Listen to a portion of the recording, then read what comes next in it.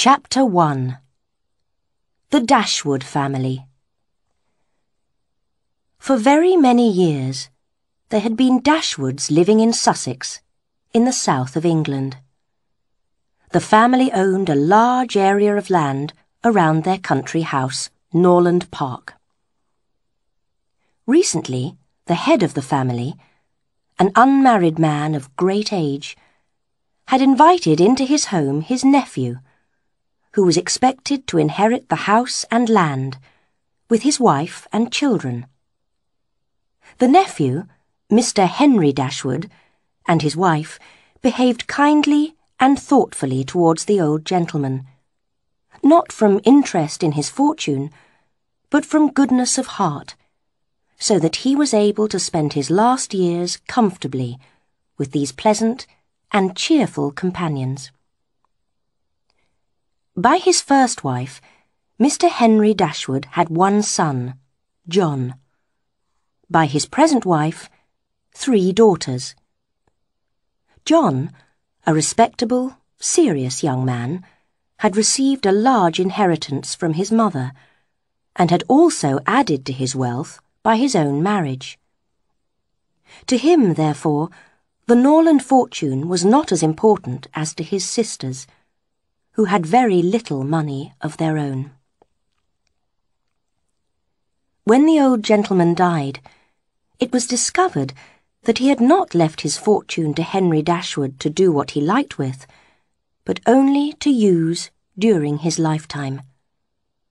On Henry Dashwood's death, the inheritance would pass to his son John, and to John's son, a child of 4 years old.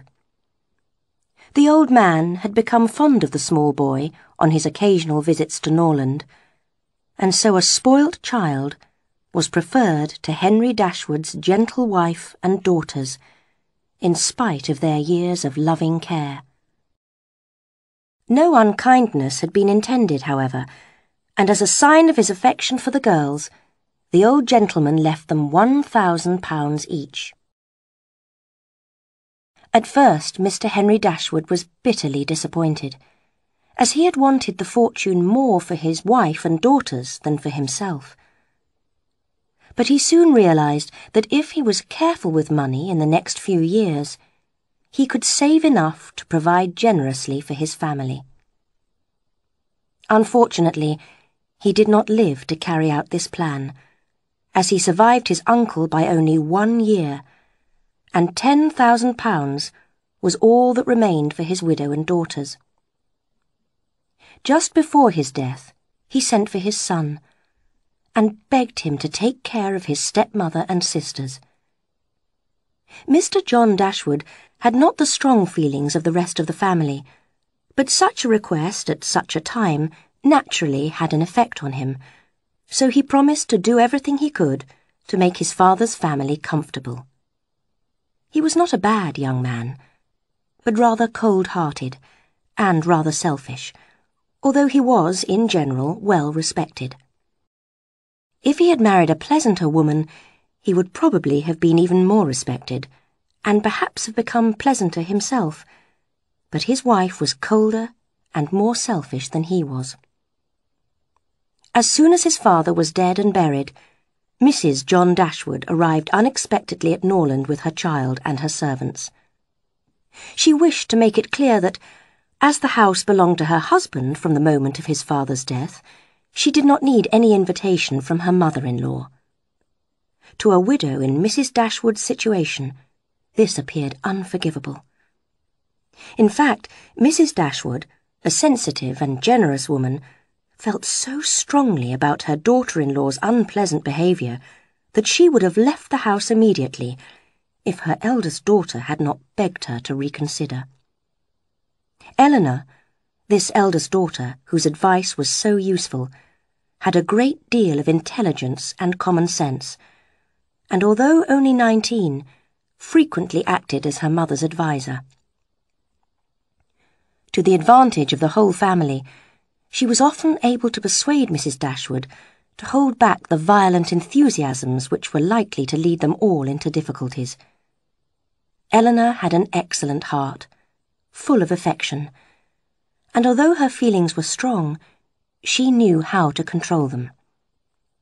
This was something which her mother had not yet learnt to do, and which Marianne, one of her sisters, had decided never to learn.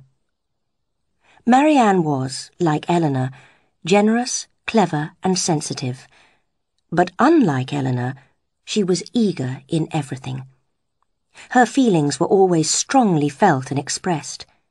In this, she was very similar to her mother. Elinor saw with concern how little her sister could control her feelings, but her mother loved Marianne for her sensibility. Now, after Mr. Henry Dashwood's death, Mrs. Dashwood and Marianne encouraged each other in the violence of their unhappiness, becoming more and more miserable as they remembered the past and thought bitterly of the future.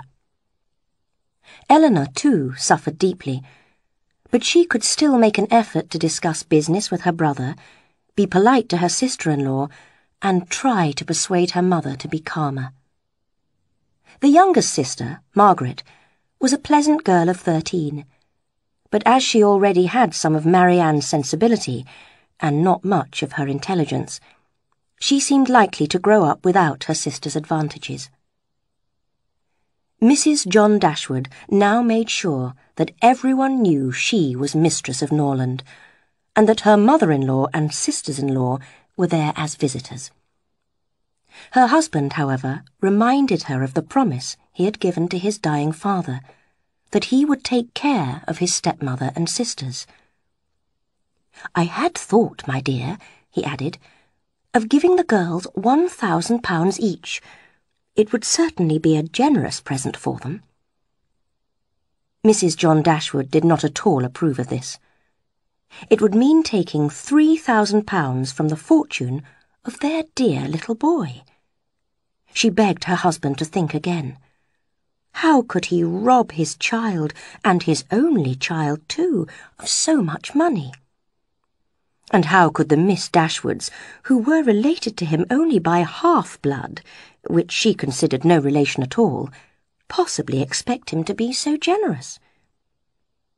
"It was my father's last request to me," replied her husband. "I must keep my promise to him. I must do something for them when they leave Norland for a new home." "Well then, do something for them. But you need not give them £3,000. Consider that when you have given the money, it will never come back. Your sisters will marry, and it will be gone from the family forever."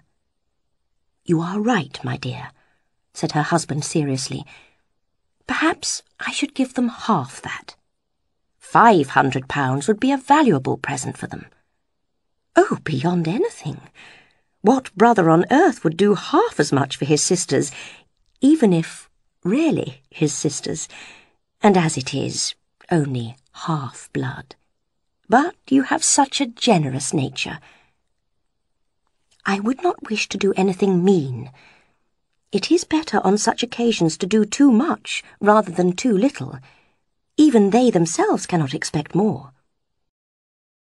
"There is no knowing what they may expect," said the lady. "But the question is what you can afford to do." "Certainly, and I think I can afford to give them £500 each. As it is, without my money, they will each have more than £3,000 on their mother's death, a very comfortable fortune for any young woman." "Indeed it is, and in fact, I begin to think they need no extra money at all. They will be able to live very comfortably together on the interest of their £10,000. "That is very true, and therefore I wonder whether, on the whole, it would be more advisable to pay some money regularly to my stepmother during her lifetime, instead of giving money to the girls. £100 a year would make her and the girls, while they live with her, perfectly comfortable." His wife hesitated a little over this plan. "That is certainly better than giving £1,500 all at once, but if Mrs. Dashwood should live for longer than 15 years, it would cost us more." She is very fit and healthy, and only just 40, and it is an unpleasant thing to have to pay the money out every year. One feels one's fortune is not one's own. I believe you are right, my love. Whatever I can give them occasionally will be of far greater assistance than a yearly allowance, because they would only live more expensively if they felt sure of receiving a larger income. If I give them a present of £50 now and then, I will, I think, be keeping my promise to my father in the fullest manner. To be sure you will. Indeed, to tell the truth, I am certain your father had no idea of your giving them any money at all. The assistance he was thinking of was, I dare say, looking for a comfortable, small house for them, helping them to move their furniture, and sending them occasional presents of fish and meat in season. Do consider, Mr. Dashwood, how very cheaply they will live. No carriage, no horses, and only 1 or 2 servants. I cannot imagine how they will spend half their money, and it is foolish to think of giving them more. They will much more be able to give you something. I believe you are perfectly right, said Mr. Dashwood. Now I understand clearly what my father meant, and he decided to offer no more to his father's widow and daughters than such neighbourly assistance as his wife suggested. Meanwhile, his stepmother, impatient to leave Norland, which held so many memories for her, had been looking for a suitable house to move into not too far away. Several houses, which she would have approved, had already been turned down by Elinor as too large for their income, and the search continued. 6 months passed, with the 2 families living at Norland. Mrs. Dashwood came to dislike her daughter-in-law more and more, and would have found it impossible to live in the same house with her for so long, if something had not happened to make Mrs. Dashwood want to keep her daughters at Norland for a while. She had noticed a growing attachment between her eldest girl and Mrs. John Dashwood's brother, a gentlemanly and pleasing young man, who had come to Norland soon after his sister's arrival, and who had spent the greater part of his time there since then. Edward Ferrars was the elder son of a man who had died very rich, but his future wealth was uncertain, because the whole of his fortune depended on his mother's wishes. Neither of these facts influenced Mrs. Dashwood. It was enough for her that he loved her daughter, and that Elinor returned his affection. Edward Ferrars was not handsome, nor were his manners especially pleasing at first sight, but when he lost his shyness, his behaviour showed what an open, affectionate heart he had. His mother and sister wanted him to make a fine figure in the world in some way, but Edward was not ambitious. All his wishes were for home comforts and the quietness of private life. Fortunately, he had a younger brother, Robert, who was more promising. Mrs. Dashwood completely approved of Edward, in spite of his quiet manner, which was so unlike the way she felt a young man should behave. As soon as she saw the smallest sign of love in his behaviour to Elinor, she considered their serious attachment as certain, and looked forward to their marriage in the near future. "In a few months, my dear Marianne," she said, "Elinor will be married. We shall miss her, but she will be happy." "Oh, Mamma, how shall we manage without her?" "My love, we shall live within a few miles of her and see her every day. You will have a brother, a real, affectionate brother." "But you look serious, Marianne. Do you disapprove of your sister's choice?" "Perhaps I am a little surprised, Mamma. He is very pleasant, but there is something missing. There is no fire in his eyes, and I am afraid, Mamma, he has no real taste. He does not seem very interested in music, and I think he knows little of drawing or painting. And he is so calm when we discuss or read beautiful writing. It breaks my heart to hear him talk so quietly and with so little sensibility about things that matter so much to me. I could not be happy with a man who does not share all my feelings. Elinor may be happy with him, as she has not my feelings, but, Mamma, the more I know of the world, the more I am certain I shall never see a man I can really love. Remember, my love, you are not 17 yet. It is too early in life to lose hope of happiness. Why should you be less fortunate than your mother?" Elinor herself felt that Edward stood very high in her opinion. She believed that he also felt warmly towards her, but she was not sure enough of this to be comfortable with her sister's and mother's dreams of marriage for her. Edward sometimes appeared strangely depressed when he was with her, which worried her a little. She knew that his mother was making life difficult for him, and would perhaps disapprove of his marrying a woman with no great fortune. But sometimes she feared that he thought of her as no more than a friend. Marianne and her mother had no such doubts, believing strongly that any intelligent young man must love Elinor, and that love itself would solve all problems. Marianne, indeed, was quite horrified when her sister cautiously described her feelings for Edward as liking and respect, rather than love. "Like him? Respect him?" she cried. "Oh, cold-hearted Elinor! Why should you be ashamed of expressing love?" Mrs. John Dashwood had also noticed the attachment between her brother and Elinor. It made her uneasy, and she took the first opportunity of upsetting her mother-in-law by explaining her family's high ambitions for Edward and the importance of his marrying well, and the danger for any young woman attempting to trap him into marriage. Mrs. Dashwood could not prevent herself from giving a sharp answer, and left the room at once, determined, in spite of the inconvenience, to remove herself and her daughters from Norland as soon as possible. On the same day, she received a letter from Sir John Middleton, a gentleman who was a distant relation of hers. He wrote to offer her a small house near his home in Devonshire, where she and her girls could make their new home. Although it was only a cottage, he promised to do anything necessary to make it more comfortable.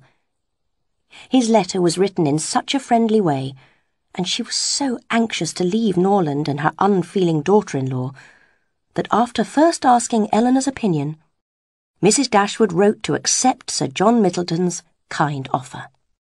Chapter 2. A New Home. Mrs. Dashwood took great pleasure in informing her stepson and his wife that she had found a house, and that she and her daughters would soon trouble them no longer. Mrs. John Dashwood said nothing, but her husband showed some surprise. "I do hope," he said politely, "that you will not be far from Norland." Mrs. Dashwood replied with a smile that they were going to Devonshire. Edward Ferrars, who was in the room at the time, turned quickly towards her when he heard this. "Devonshire?" he repeated. "Are you really going there? So far from here. And to what part, may I ask?" "A place called Barton, 4 miles north of the city of Exeter," replied Mrs. Dashwood. "It is only a cottage, but I hope that many of my friends will come to visit me there." She gave a very kind invitation to Mr. and Mrs. John Dashwood to visit her at Barton, and to Edward she gave one with even greater affection. Although her recent conversation with her daughter-in-law had made her determined to leave Norland as soon as possible, she did not in the least intend that Edward and Elinor should be separated. By giving such a clear invitation to Edward, she wished to show that her daughter-in-law's disapproval of the attachment between Edward and Elinor had not had the smallest effect. Mr. John Dashwood told his stepmother again and again how extremely sorry he was that she had taken a house so distant from Norland that he could not give her assistance in moving her furniture. He really did feel sorry, because he had decided to limit his promise to his father to this one offer of help, which would not now be of any use. The furniture was sent to Devonshire by ship. It mainly consisted of sheets, dinner plates, books, and a handsome piano of Marianne's. Mrs. John Dashwood was sorry to see the boxes leave. She felt it unnecessary for Mrs. Dashwood, who had such a small income, to have any good furniture at all. Mrs. Dashwood took the house, Barton Cottage, for 12 months. It was furnished and ready for them to move into at once. All the necessary arrangements were quickly made. Elinor advised her mother to sell her carriage, which, with the horses, would cost too much to keep, and to limit the number of their servants to 3. 2 of the servants were sent to Devonshire immediately, to prepare the house for their mistress's arrival. On his deathbed, Henry Dashwood had told his wife of the promise his son had made, and Mrs. Dashwood had never doubted that John would keep that promise. Now, as she and her daughters were about to leave Norland, was a most suitable time for him to offer them help. But Mrs. Dashwood soon began to lose hope. He so frequently talked of the rising costs of managing his house and land that he seemed in need of more money himself, rather than having any intention of giving money away. Soon they were ready to depart, and many were the tears that fell during their goodbyes to the home they loved so much. "Dear, dear Norland," said Marianne, walking alone in the park on their last evening. "I shall miss you all my life." During the first part of their journey to Devonshire, they were too miserable to notice anything. But when they entered Barton Valley, they became more cheerful and began to show interest in the countryside that would soon be part of their everyday life. It was a pleasant green valley, with thick woods and open fields. After driving for more than a mile, they reached their house. Barton Cottage was well built and in good condition. There were 2 sitting rooms downstairs, and 4 bedrooms and 2 servants' rooms upstairs. Compared with Norland, it was certainly poor and small, and the girls' tears flowed as they remembered their family home. But they soon dried their eyes and made every effort to be happy. Mrs. Dashwood was, on the whole, very pleased with the house, but she looked forward to making some changes. "We can make ourselves quite comfortable here for the moment," she said, "as it is too late in the year to start any building work. To be sure, the house is rather too small for us, but perhaps next year, if I have plenty of money, as I expect I shall, we may think about enlarging the sitting rooms, and adding a new dining room and another bedroom. That may be easily done. It is a pity the stairs are not more handsome, but I suppose it would not be difficult to widen them. I shall see how much I have saved in the spring." It was not quite clear how all this work could be done from the savings of an income of $500 a year by a woman who had never saved in her life. So meanwhile, they were wise enough to accept the house as it was. They spent their first day arranging their things around them to make themselves a home. Soon after breakfast the next day, they received a visit from their landlord, the gentleman who owned Barton Cottage. Sir John Middleton was a good-looking, cheerful man of about 40, who seemed really delighted by their arrival. He welcomed them to Barton, offering them anything from his own house and garden, Barton Park, that was lacking at the cottage. He showed a warm interest in their comfort, and hoped that they would meet his own family socially as often as possible. His kindness was not limited to words, because soon after he had left them, a large basket full of fruit and vegetables arrived from the park, followed by another of meat and fish. His wife, Lady Middleton, came to visit them the next day. The Dashwoods were, of course, very anxious to see a person on whom so much of their comfort at Barton must depend. Although at first they admired the elegance of her appearance and her manners, they soon realized that she did not have her husband's warmth or anything of interest to say. However, there was no lack of conversation, as Lady Middleton had wisely brought her eldest child with her, a fine little boy of about 6. As a result, there was always something to talk about. The ladies had to ask his name and age, admire his beauty, and ask him questions which his mother answered for him. A child should be taken on every social call in order to assist conversation. In the present situation, it took at least 10 minutes to determine whether the boy was most like his father or mother, and why. Everybody thought differently, and everybody was astonished at the opinions of the others. The Dashwoods would soon be given the chance to discuss the rest of the children, as Sir John had made them promise to have dinner at the park the next day. Barton Park was about half a mile from the cottage. It was a large, handsome house, where the Middletons lived in great comfort.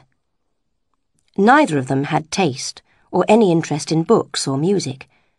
Sir John was a sportsman, Lady Middleton a mother. He could only go shooting for half the year, while his wife was able to spoil her children all year round. He was so hospitable that they almost always had relations or friends staying in the house. But Lady Middleton's main interest lay in the elegance of her table and her domestic arrangements, of which she was extremely proud. Sir John's enjoyment of society was much more real than his wife's. He took delight in collecting about him more young people than his house would hold, and the noisier they were, the better he liked it. Barton Park was famous for its summer parties and excursions, and its winter dances. Sir John was delighted with Mrs. Dashwood and her young, pretty daughters. When they arrived at the park that evening, he was at the door to welcome them, and repeated several times his concern that he had been unable to get any fashionable young men to meet them. There was, he said, only one gentleman there, a particular friend who was staying at the house, but who was neither very young nor very sociable. He apologized for the smallness of the party, and promised that it would never happen again. Luckily, Lady Middleton's mother had just arrived, and as she was a cheerful, pleasant woman, he hoped the young ladies would not find the evening too dull. Mrs. Jennings, his mother-in-law, was a cheerful, fat, rather vulgar old lady, who laughed and talked a great deal. During dinner, she said many amusing things about lovers and husbands, and hoped the Miss Dashwoods had not left their hearts behind them in Sussex. Colonel Brandon, Sir John's particular friend, seemed as different from his friend as Mrs. Jennings was from her daughter. He was silent and serious. His appearance, however, was not unpleasing, in spite of his being, in Marianne's and Margaret's opinion, an absolute old bachelor, because he was on the wrong side of 35. After dinner, Marianne was invited to sing and play the piano. Sir John was loud in his admiration at the end of every song, and as loud in his conversation with others while every song lasted. Lady Middleton frowned at him for talking, but then requested a song which Marianne had just finished. Only Colonel Brandon listened attentively, without any false show of delight. Marianne felt a respect for him that the others, with their lack of taste, did not deserve. He clearly took pleasure in music, although perhaps not with her own depth of feeling. However, she was reasonable enough to accept that a man as old as 35, like the Colonel, may well have outlived real feeling and true enjoyment. Mrs. Jennings was a widow with a comfortable fortune. She had lived to see both her daughters respectably married, and now had nothing to do but to marry off the rest of the world. She spent most of her time planning weddings for all the young people she knew, and was remarkably quick at discovering attachments. Soon after her arrival at Barton, this quickness enabled her to inform the Middletons and the Dashwoods, that Colonel Brandon was very much in love with Marianne. She was perfectly sure of it. It would be an excellent marriage, as he was rich and she was handsome. For a long time Mrs. Jennings had been eager to get Colonel Brandon well married, and she was always anxious to get a good husband for every pretty girl. The immediate advantage to herself was that she could make endless jokes against them both. At the cottage, she laughed at Marianne, and at the park, she laughed at the Colonel. Marianne herself did not know whether to be amused or annoyed.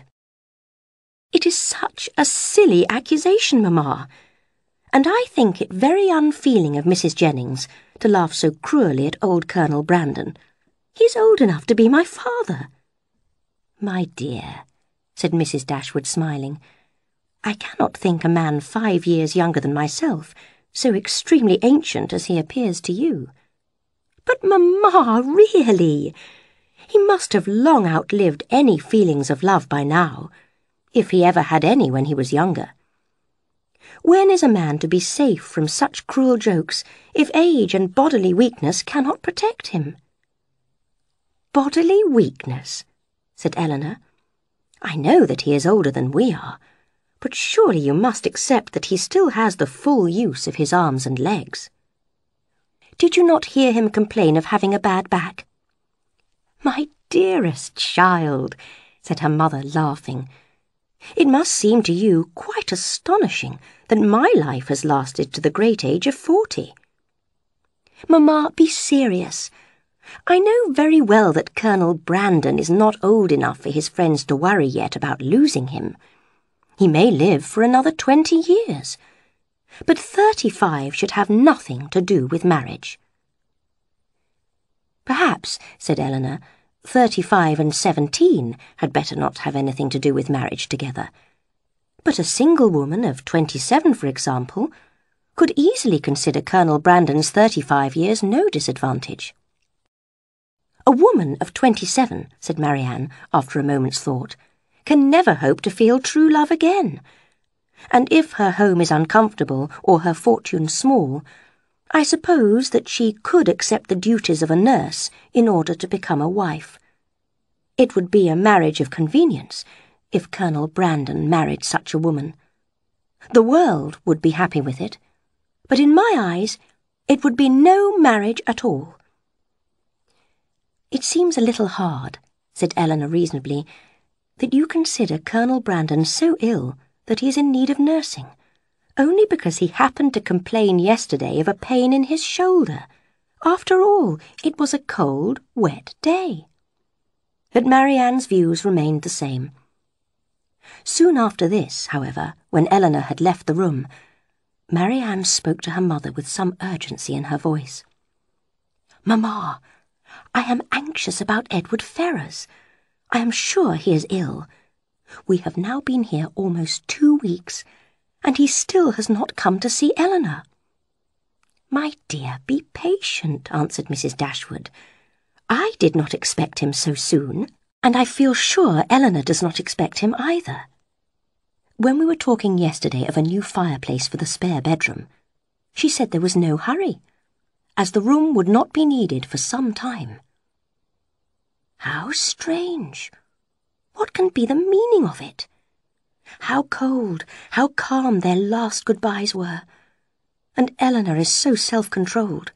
She is never sad or restless or miserable. I cannot understand her."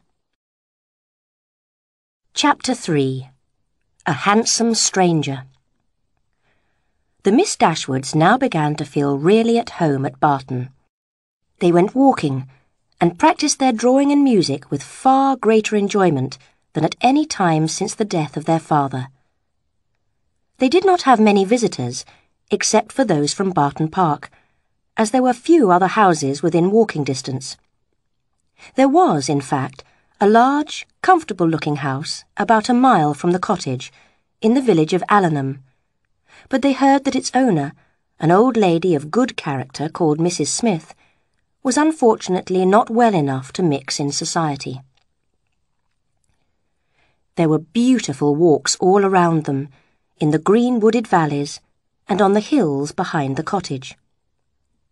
One morning, Marianne and Margaret, taking no notice of their mother's and Elinor's warnings of rain, decided to walk on one of these hills.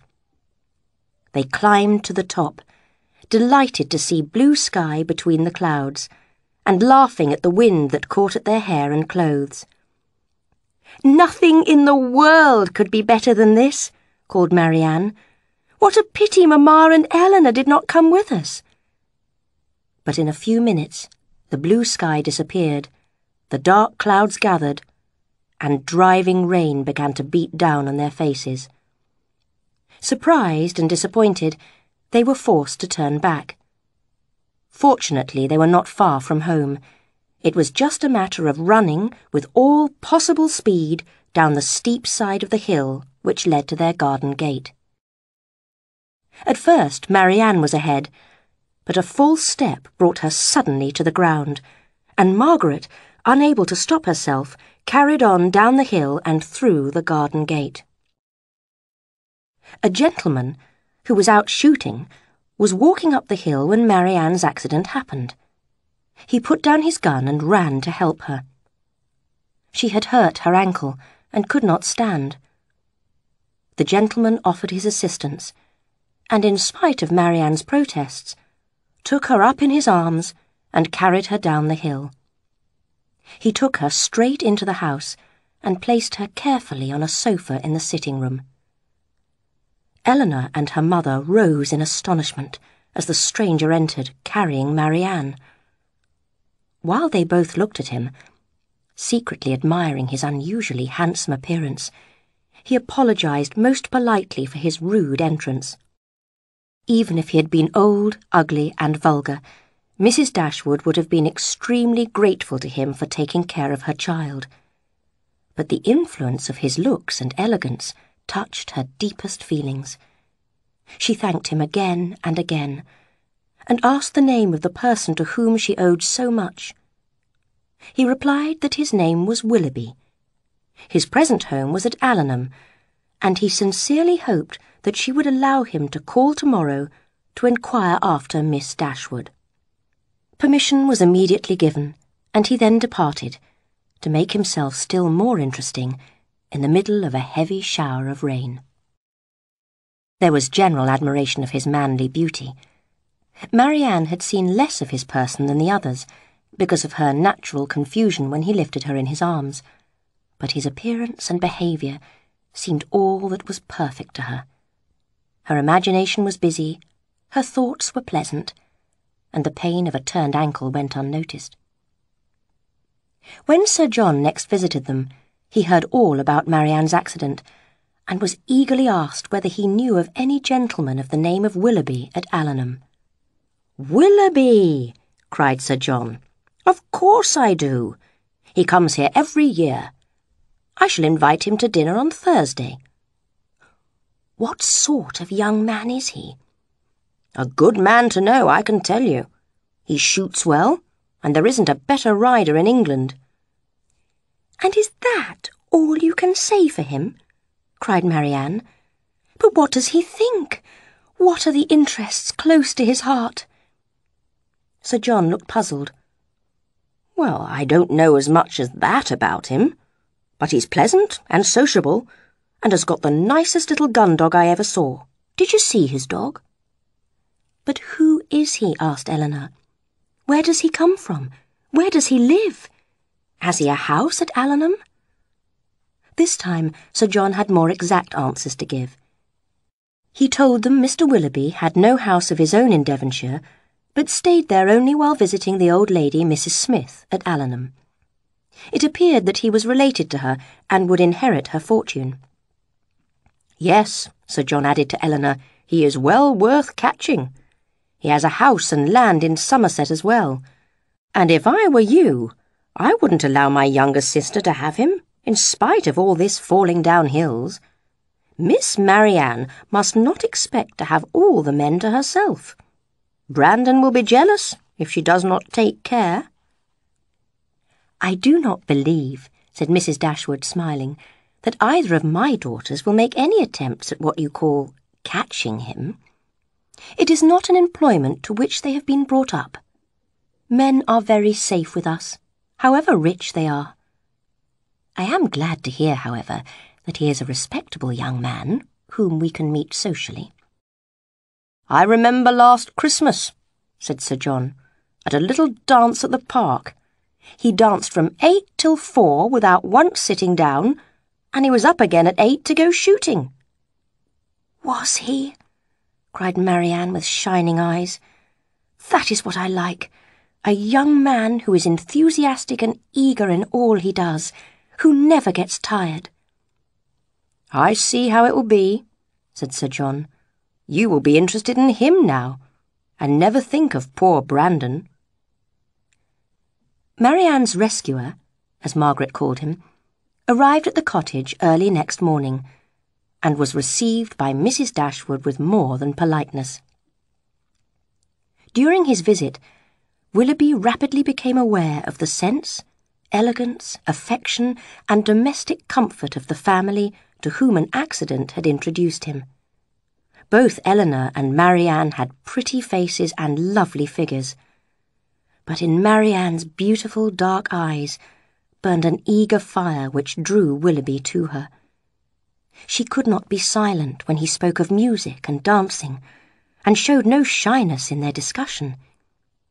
They soon discovered how many interests and opinions they shared, and long before his visit came to an end, they were talking and laughing together like old friends. Willoughby visited Barton Cottage every day after that. At first his intention was supposedly to inquire politely after Marianne's health, but soon he pretended no longer, and came to spend the whole day at her side in complete enjoyment of her company. They read, they talked, they sang together, and Marianne found in Willoughby all the taste and sensibility which Edward Ferrars unfortunately lacked. Mrs. Dashwood considered him as faultless as Marianne did. Even Elinor saw nothing wrong in him, except for the habit, which Marianne shared, of being too ready to express an opinion about other people, and of putting his personal pleasure above social correctness. Marianne now began to realize she had been wrong to believe there was no such creature as the perfect man. Willoughby met her idea of perfection exactly, and his behaviour showed that he shared her wishes for their future. Her mother too had thoughts of their marriage, and secretly congratulated herself on having 2 such sons-in-law as Edward and Willoughby. Elinor, however, was concerned to see that Mrs. Jennings had been right, and Colonel Brandon appeared to be deeply in love with Marianne. What hope could there be for a silent man of 35 against a sociable one of 25? Perhaps she pitied him even more, because Willoughby and Marianne seemed determined to laugh at him for being old and dull. "Brandon is just the kind of man," said Willoughby one day, "whom everybody speaks well of, and nobody cares for." "He is respected by all the family at the park, however," said Elinor sharply, "and his conversation is always pleasant." "But he has nothing of interest to say," cried Marianne. "He has common sense. That is what I like about him. He is perfectly respectable, well-informed, and, I believe, sincere." "Well, Miss Dashwood," said Willoughby, laughing, "I have 3 unanswerable reasons for disliking Colonel Brandon. He told me it would rain when I wanted it to be fine. He does not approve of my new carriage, and I cannot persuade him to buy my horse. So, in spite of your very sensible opinion, I shall go on disliking him forever." When they moved to Barton, the Dashwoods never imagined that their days would be so completely filled with parties, visits, and excursions. Sir John could not rest if there were young people to amuse, and every day there was a boat trip, or a supper party, or a drive in the countryside, or a dance at the park. In every meeting of the kind Willoughby was included, which gave him the opportunity to develop his connection with the Dashwood family, to show his deep admiration for Marianne, and to receive, in her behaviour to himself, the clearest possible proof of her affection. Elinor could not be surprised at their attachment. She only wished it could be less openly shown, and once or twice tried to suggest to Marianne that she should have more self-control. But Marianne and Willoughby, too, believed that real feelings should never be hidden, and that it would be false to do so. When Willoughby was present, Marianne had eyes for no one else. Elinor's happiness was not as great as her sister's. In Devonshire she had found no companion who could make her forget the delights of her former home and Sussex friends. Only Colonel Brandon came closest to being the kind of friend she needed. He often fell into conversation with her, as he seemed to find some relief in talking to her about Marianne. "Your sister, I understand, does not approve of second attachments," he said one evening, his eyes fixed on Marianne, who was dancing with Willoughby. "No," replied Elinor. "Her opinions are all romantic. She believes that we fall in love once only in our lives, but I hope that in a few years she will become more sensible." "That may happen, but when a romantic young mind is forced to change, what serious results there can be. I speak from experience. I knew a young lady once who—" Here he stopped suddenly, and appeared to think he had said too much. Elinor felt almost sure that his was a story of disappointed love, and her pity for him grew. The next morning, Elinor heard a piece of news that astonished her. Marianne told her with the greatest delight that Willoughby had promised to give her a horse, so that he and she could go riding together. She had not given a moment's thought to the cost of keeping the animal, or to what society might think of her receiving such an expensive present from a young man who was not a relation. It took Elinor some time to make her understand that she could not possibly accept the gift, but finally Marianne agreed, although unwillingly. The next day Elinor gained a still clearer picture of Marianne's attachment to Willoughby. Margaret came excitedly to tell her that she was sure Marianne would marry Willoughby very soon. "Oh, Elinor," she cried, "I have such a secret to tell you. I saw them last night after tea. Mr. Willoughby was begging Marianne for something, and then he cut off a long lock of her hair, kissed it, and put it in his pocket." Elinor now felt sure they were engaged, and was only surprised that they had not told their relations and friends. Sir John's latest plan for their amusement was to visit a very fine house and garden called Whitwell the following day. A large group of them would go in carriages, taking food and drink with them in baskets, and a most enjoyable day was expected. As Whitwell belonged to Colonel Brandon's brother-in-law, the Colonel would go with them. It appeared that he alone could arrange for them to visit the house. Unfortunately, however, while they were at breakfast at the park, where the whole party had gathered, a letter was delivered to the Colonel. He looked quickly at it, and hurried out of the room without a word. In a few moments he returned, looking more serious than usual, and explained that urgent business called him to London, and he would not, therefore, be able to join the party visiting Whitwell. He would not explain further, in spite of Mrs. Jennings' insistent questioning. Everybody except Elinor tried hard to persuade him to put off his business so that the excursion could take place, but he could not be influenced, and left the house after wishing them a good day. As the excursion was no longer possible, it was decided that the party would drive around the countryside instead, and the carriages were ordered. Willoughby's was first, and Marianne never looked happier than when she got into it. He drove away very fast, and they were soon out of sight. Nothing more was seen of them until their return in the afternoon. That evening, as they all sat down to dinner, Mrs. Jennings spoke quietly to Marianne, but loud enough for Elinor to hear. "I have found you out, miss, in spite of your cleverness. I know where you spent the morning." Marianne blushed and said quickly, "Where?" Mrs. Jennings smiled knowingly. "I hope you like your house, Miss Marianne. It is certainly very large, and when I come to see you in it, I hope you will have refurnished it. It badly needed new furniture when I was last there."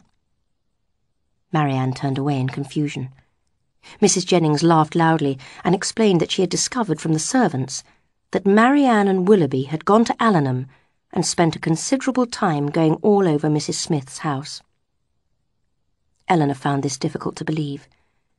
Marianne had never been introduced to Mrs. Smith, and it would have been very bad manners for her to enter the house while Mrs. Smith was in it. However, when she asked her sister, she found that the story was true, and Marianne was quite angry with her for doubting it. "Why should I not visit the house?" cried Marianne. "I never spent a pleasanter morning in my life."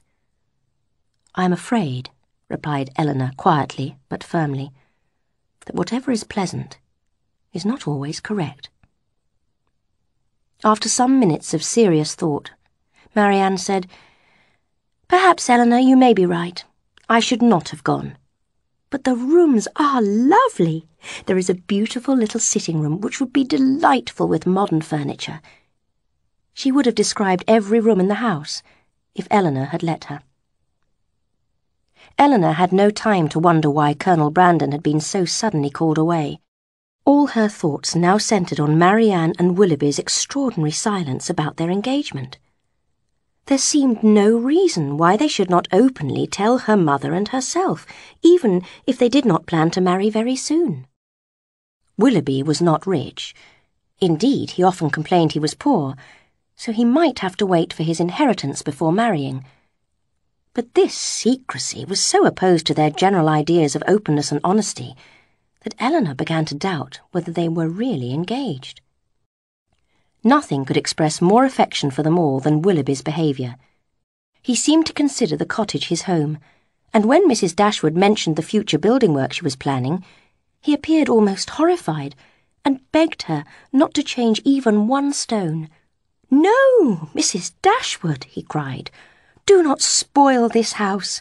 It is perfect as it is. Remember what happiness I have known here.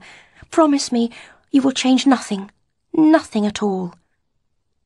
To please him, Mrs. Dashwood dutifully promised. "I am glad of your promise.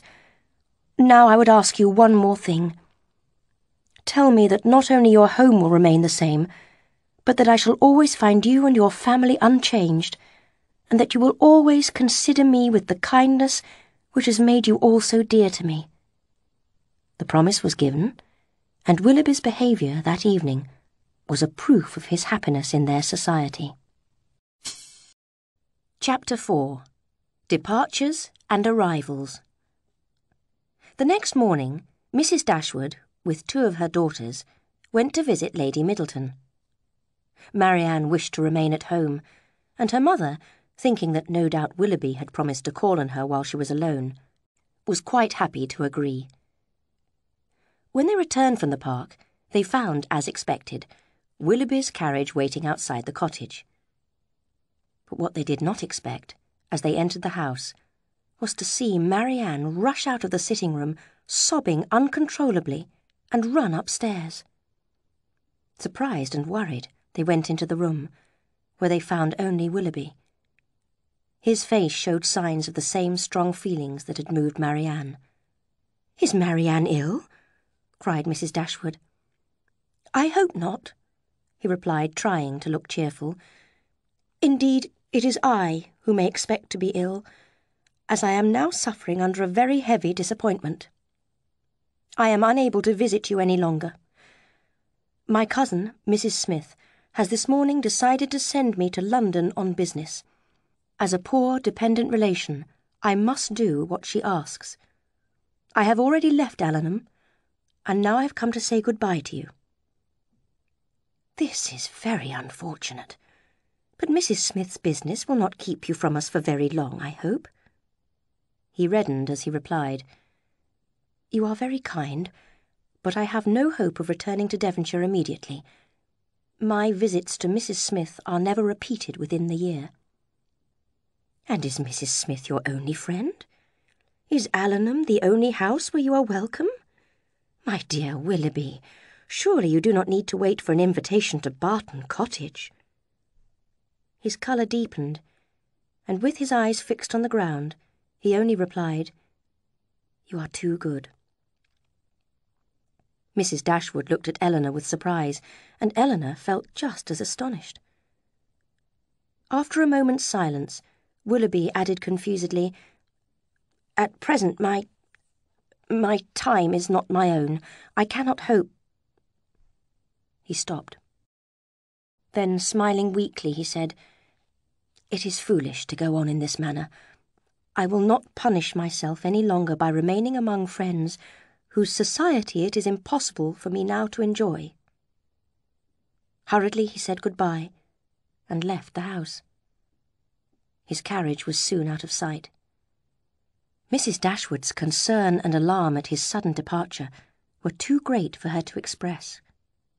Elinor also felt extremely disturbed by Willoughby's changed behaviour. One moment she feared that he had never had any serious intention of marrying Marianne, and the next that some unfortunate argument had taken place between him and her sister. But her strongest feeling was one of pity for Marianne, who must now be in the depths of the most violent sorrow, and her romantic nature would consider it a duty to feed and encourage her misery. Soon Mrs. Dashwood felt able to discuss the situation with her eldest daughter. She was now more cheerful, and had persuaded herself that Willoughby was only leaving Devonshire on the orders of his rich relation, because Mrs. Smith suspected and disapproved of his engagement to Marianne. "His dearest wish," she went on, "will be to return to Barton as soon as he can." Elinor, listening patiently, agreed that this was quite possible. "But if they are engaged," she said, "although it may be necessary to hide the truth from Mrs. Smith, there is no reason to hide it from us." "My dear child," cried her mother, "it is strange for you to accuse Willoughby and Marianne of hiding their feelings when you have accused them of showing their feelings too openly." "I want no proof of their affection," said Elinor, "but of their engagement I do.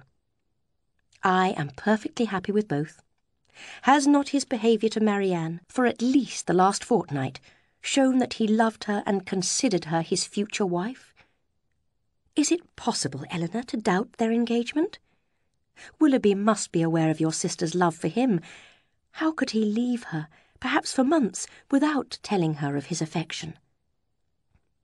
"I confess," said Elinor, "that everything points towards their engagement, except for one thing, their silence on the subject. And for me, that is the greatest difficulty of all. Oh, Elinor, I do not understand you. You prefer to believe in bad rather than good. Do you suspect Willoughby? But is he not a man of honour and feeling? You cannot really think he is deceiving Marianne." "I hope not.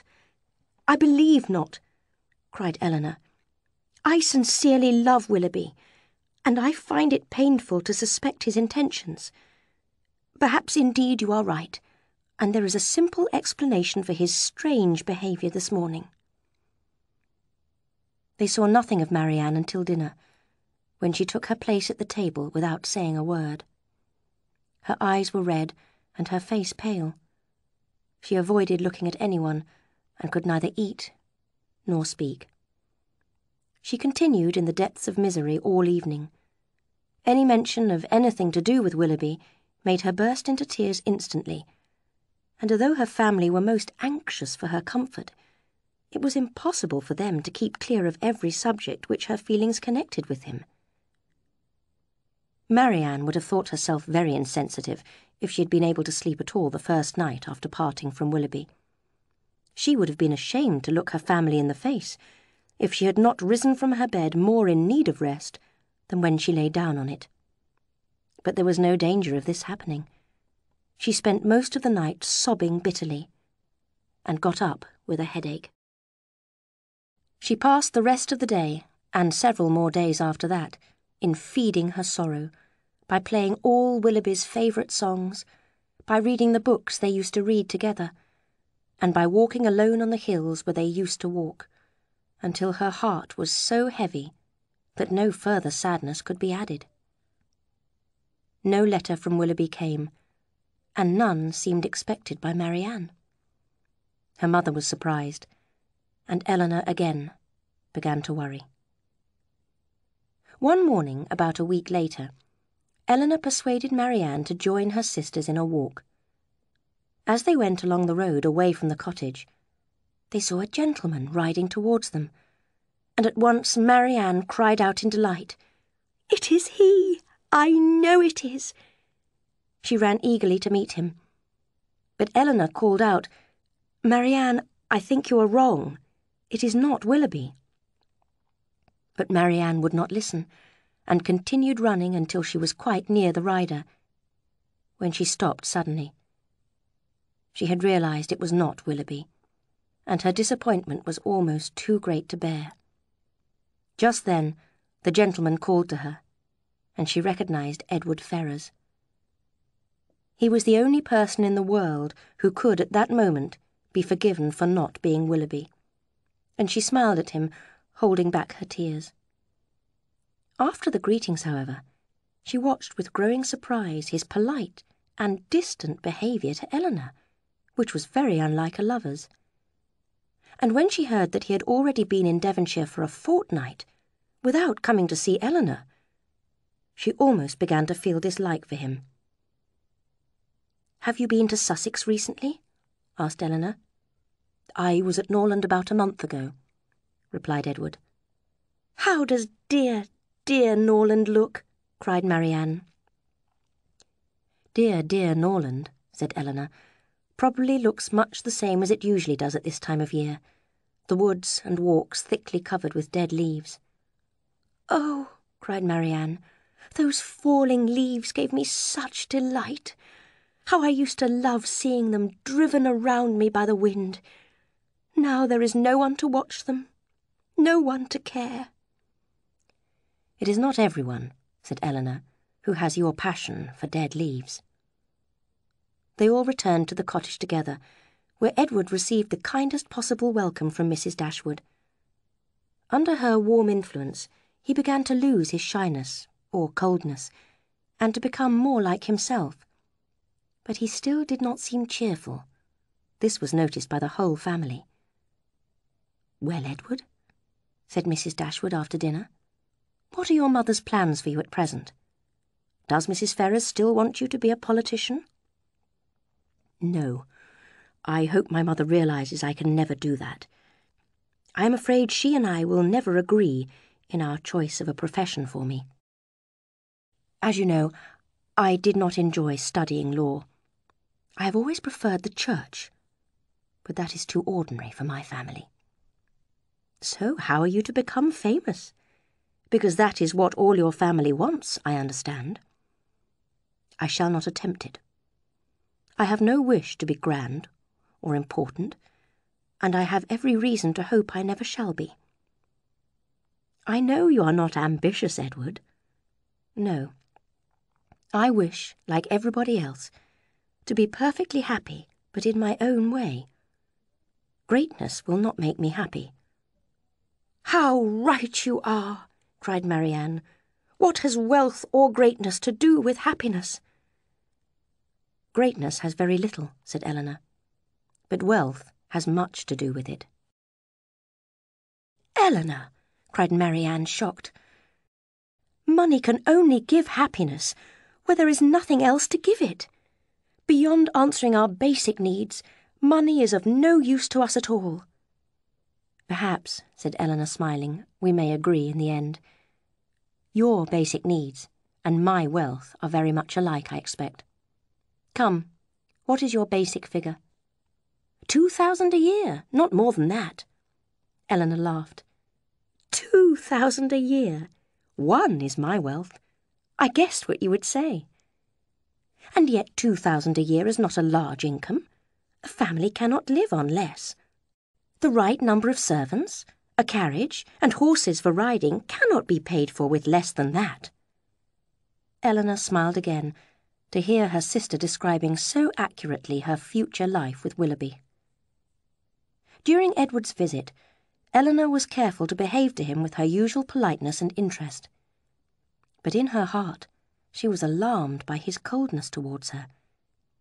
It was clear that he was unhappy, and she doubted very much whether he still loved her. She could see, however, that his feelings were confused. Sometimes, for a moment, he looked at her as he used to, and this gave her hope again. The next day, as Marianne was passing some tea to Edward, she noticed a ring on his finger and mentioned it. "I never saw you wear a ring before, Edward," she cried. "Is that your sister's hair in the ring?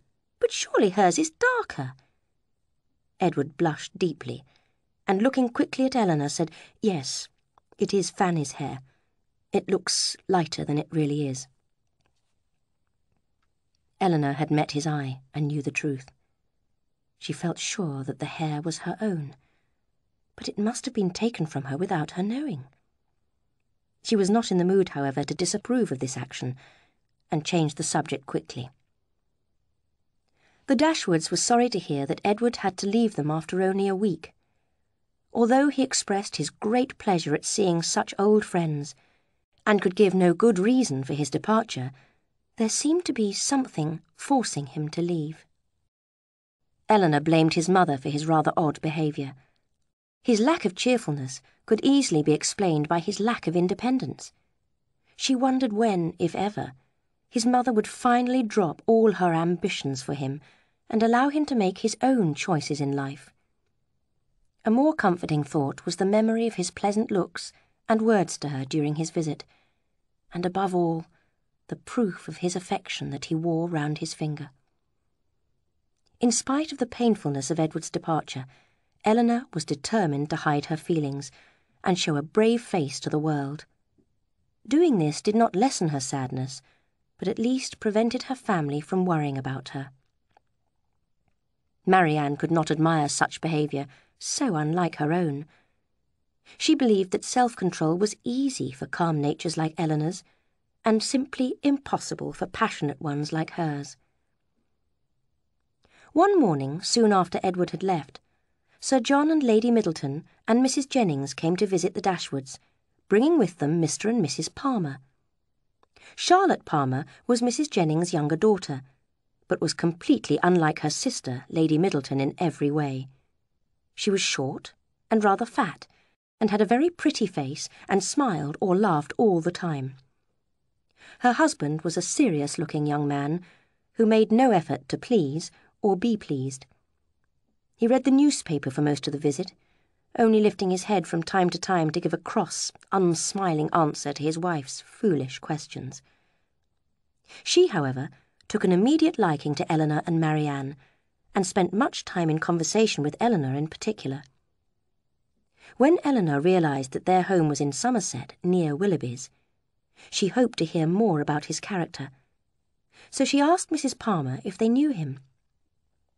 "Oh, yes, I know him extremely well," replied Mrs. Palmer. "Not that I ever spoke to him, indeed, but I have often seen him in town. Everybody likes and admires him. I know very well why you ask.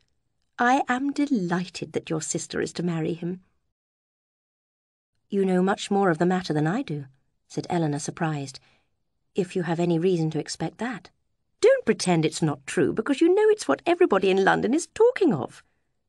"My dear Mrs. Palmer, on my honour, they all talk of it. I met Colonel Brandon on Bond Street, and he told me of it immediately." "You surprise me very much.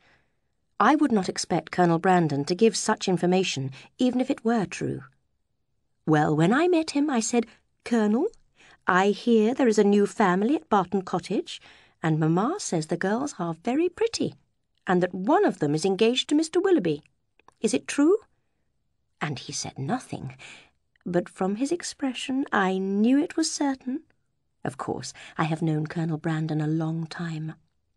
I believe," she added in a low voice, "he would have been very glad to marry me if he could. But Mamma did not think him a good enough husband for me. In any case, I am much happier as I am.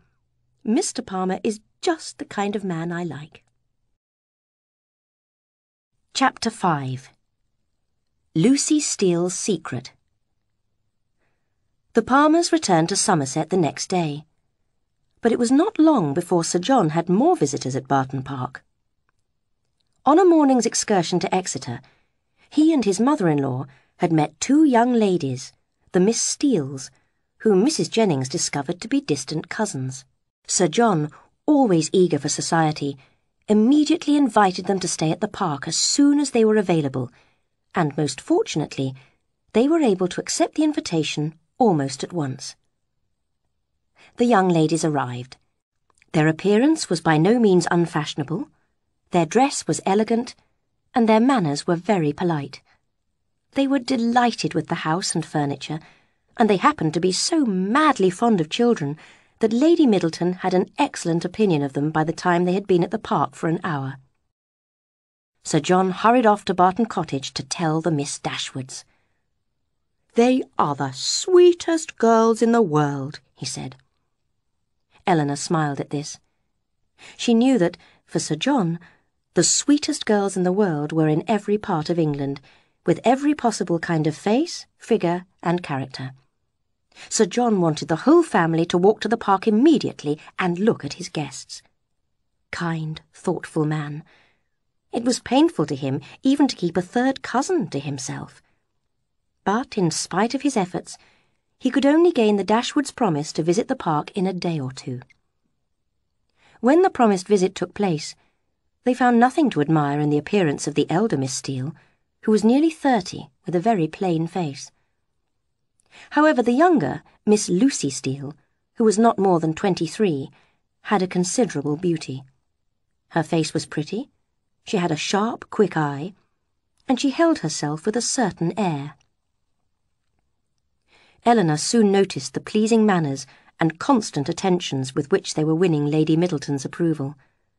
They were full of praise for the beauty and intelligence of her children, and full of admiration for Lady Middleton herself. Fortunately for those who use these clever tricks, a fond mother can never hear enough praise of her children, and therefore will swallow anything. Lady Middleton watched proudly as her spoilt children pulled the Miss Steeles' hair, stole their sewing scissors, and tore their books. She felt no doubt that the Miss Steeles were enjoying this quite as much as her children. She was only surprised that Elinor and Marianne should sit so calmly, without taking any part in the enjoyment. "How playful dear little William is," she said lovingly, as her second boy violently pulled Miss Steele's finger. "And here is my sweet Anna Maria, such a quiet little thing." She bent to kiss her daughter, but unfortunately a pin in her dress scratched the child's neck. Violent screams rang out, and the Miss Steeles rushed to help the suffering child. The little girl realized that the louder she screamed, the more attention she would receive, and nothing could be done to calm her. Finally, her mother was forced to carry her upstairs in search of her nurse, and the four young ladies were left in a quietness which the room had not known for many hours. "Poor little creature," said the elder Miss Steele. "I do not think there was any real cause for alarm," said Marianne firmly. "What a sweet woman Lady Middleton is," said Lucy Steele. Marianne was silent, as it was impossible for her to say what she did not feel. It was Elinor who was forced to reply. "She is a very fond mother," she said truthfully. "And the children," cried Lucy. "I love to see children full of life and fun. I cannot bear them quiet." "I confess," replied Elinor, "that while I am at Barton Park, I never think of quiet children with any displeasure." A short silence was broken by the elder Miss Steele, who suddenly changed the subject by saying, "How do you like Devonshire, Miss Dashwood? I suppose you are very sorry to leave Sussex. Norland is a beautiful place, is it not?" "We have heard Sir John admire it," said Lucy quickly. Elinor was surprised that the Miss Steeles seemed to know so much about her family. "Indeed, it is a lovely place." "And had you a great many handsome young bachelors there?" asked Anne Steele. "I'm afraid you may find it dull here. I do like a place with a lot of good-looking young men, but they must dress well and behave politely. I suppose your brother was quite an elegant young man before he married." "Well," replied Elinor, "if he was before he married, he still is, because he has not changed at all." "Oh dear, I never think of married men being handsome young men. They have other things to do." "Good heavens, Anne," cried her sister. "You can talk of nothing but young men. You will make Miss Dashwood believe you think of nothing else." And she turned to another subject. This one meeting with the Miss Steeles would have been quite enough for Elinor, who disliked the vulgar freedom and foolishness of the elder, and the clever pretences of the younger. She left the park without wishing to know them better. The Miss Steeles, however, thought differently, and so did the sociable Sir John. Soon the young ladies of both houses were sitting or walking together for an hour or two almost every day. Anxious that they should get to know each other well, Sir John had helpfully informed the Miss Steeles of all the details of the Dashwoods' lives, and soon Anne Steele congratulated Elinor on her sister's fortunate engagement to a very fine young man. "What a good thing to be married so young," she added. "I hear he is extremely handsome. I hope you may have such good luck yourself. But perhaps you have someone already." The Miss Steeles also heard from Sir John, with many smiles and jokes, about Elinor's suspected attachment to a young man who had recently visited Devonshire. "His name is Ferrers," whispered Sir John, so that everyone could hear, "but it's a great secret." "Ferrers?" repeated the elder Miss Steele. "Mr. Ferrers? Your sister-in-law's brother, Miss Dashwood? A very pleasant young man. We know him very well." "How can you say that, Anne?" cried Lucy, who nearly always corrected everything her sister said. "We have only seen him once or twice at my uncle's." Elinor was astonished. Who was this uncle? Where did he live? And how did they come to know Edward? She wished very much to have the subject continued, but nothing more was said about it, and she preferred not to ask questions herself. In the next few days, Lucy missed no opportunity of engaging Elinor in conversation. She was naturally clever and often amusing, and as a companion for half an hour Elinor found her quite pleasant. However, she knew nothing of books, music, or painting, in spite of her constant efforts to appear well-informed. Elinor pitied her for her lack of education, but disliked her insincerity, her dishonesty, and the narrow self-interest that lay behind all her words and actions. One day, as they were walking alone together, Lucy said, "You will think my question strange, no doubt, but do you personally know your sister-in-law's mother, Mrs. Ferrers?" Elinor did think the question strange. "I have never seen her," she answered a little distantly. "Then you cannot tell me what sort of woman she is?" "No," replied Elinor, cautious of giving her real opinion of Edward's mother. "I know nothing of her." Lucy looked fixedly at Elinor. "I wish I could tell you. I hope you will believe I'm not just being curious or impolite." She hesitated. "I do want your good opinion, and I'm sure I would not have the smallest fear of trusting you. Indeed, I would be very glad of your advice. I am in such an uncomfortable situation. I am sorry you do not happen to know Mrs. Ferrers." "I am also sorry," said Elinor in great astonishment, "if it could be of any use to you to know my opinion of her. But I never understood you were at all connected with that family." "I do not wonder at your surprise. Mrs. Ferrers is nothing to me at present, but the time may come when we may be very closely connected." She looked shyly down as she said this, with only a quick look sideways at Elinor. "Good heavens!" cried Elinor. "What do you mean? Connected with Mr. Robert Ferrers?" And she did not feel much delighted with the idea of such a sister-in-law. "No," replied Lucy, "not with Mr. Robert Ferrers. I never saw him in my life, but," fixing her eyes on Elinor, "with his elder brother, Edward." Elinor looked at Lucy in silent astonishment. "You must be surprised," continued Lucy, "because of course he never mentioned it to any of your family. It is a great secret, and none of my relations know of it except Anne. I would never have told you if I had not trusted you completely. And I really thought I ought to explain my behaviour in asking about Mrs. Ferrars. I know Mr. Ferrars will not be displeased when he hears I have told you, because he has the highest opinion in the world of all your family, and looks on you and the other Miss Dashwoods quite as his own sisters." Elinor forced herself to speak calmly. "May I ask how long you've been engaged?" "We've been engaged for 4 years now." 4 years. Elinor still felt unable to believe it. "My sister and I often stayed at my uncle's house near Plymouth, here in Devonshire. Edward came to study law there for 4 years, and so we met and became engaged. I was very unwilling to enter into it, as you may imagine, without his mother's approval, but I was too young and loved him too well to be as cautious as I ought to have been. Dear Edward! Look, I carry his picture everywhere with me." She took from her pocket a small painting and showed it to Elinor. Elinor's last doubts of the truth of Lucy's story disappeared as she recognised Edward's face. "You can't think how I'm suffering," continued Lucy. "Everything is so uncertain, and we see each other so infrequently. I wonder my heart is not broken." Here she put a hand to her eyes, but Elinor did not feel sympathetic.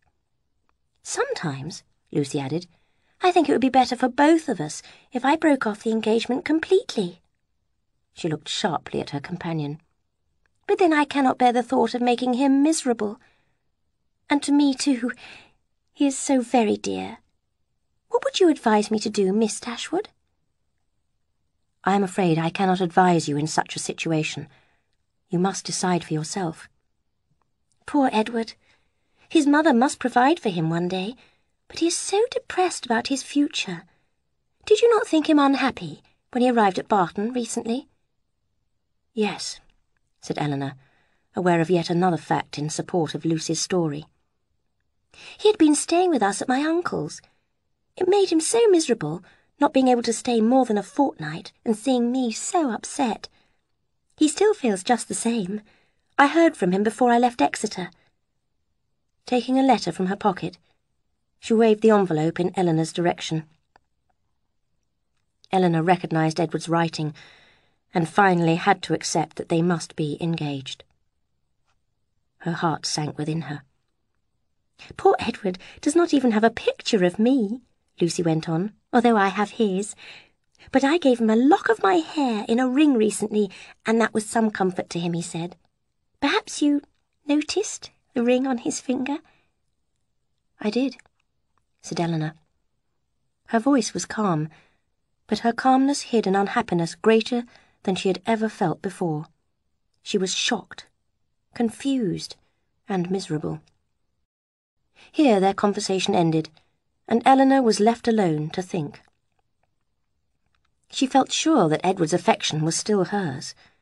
He certainly loved her, and had never intentionally deceived her.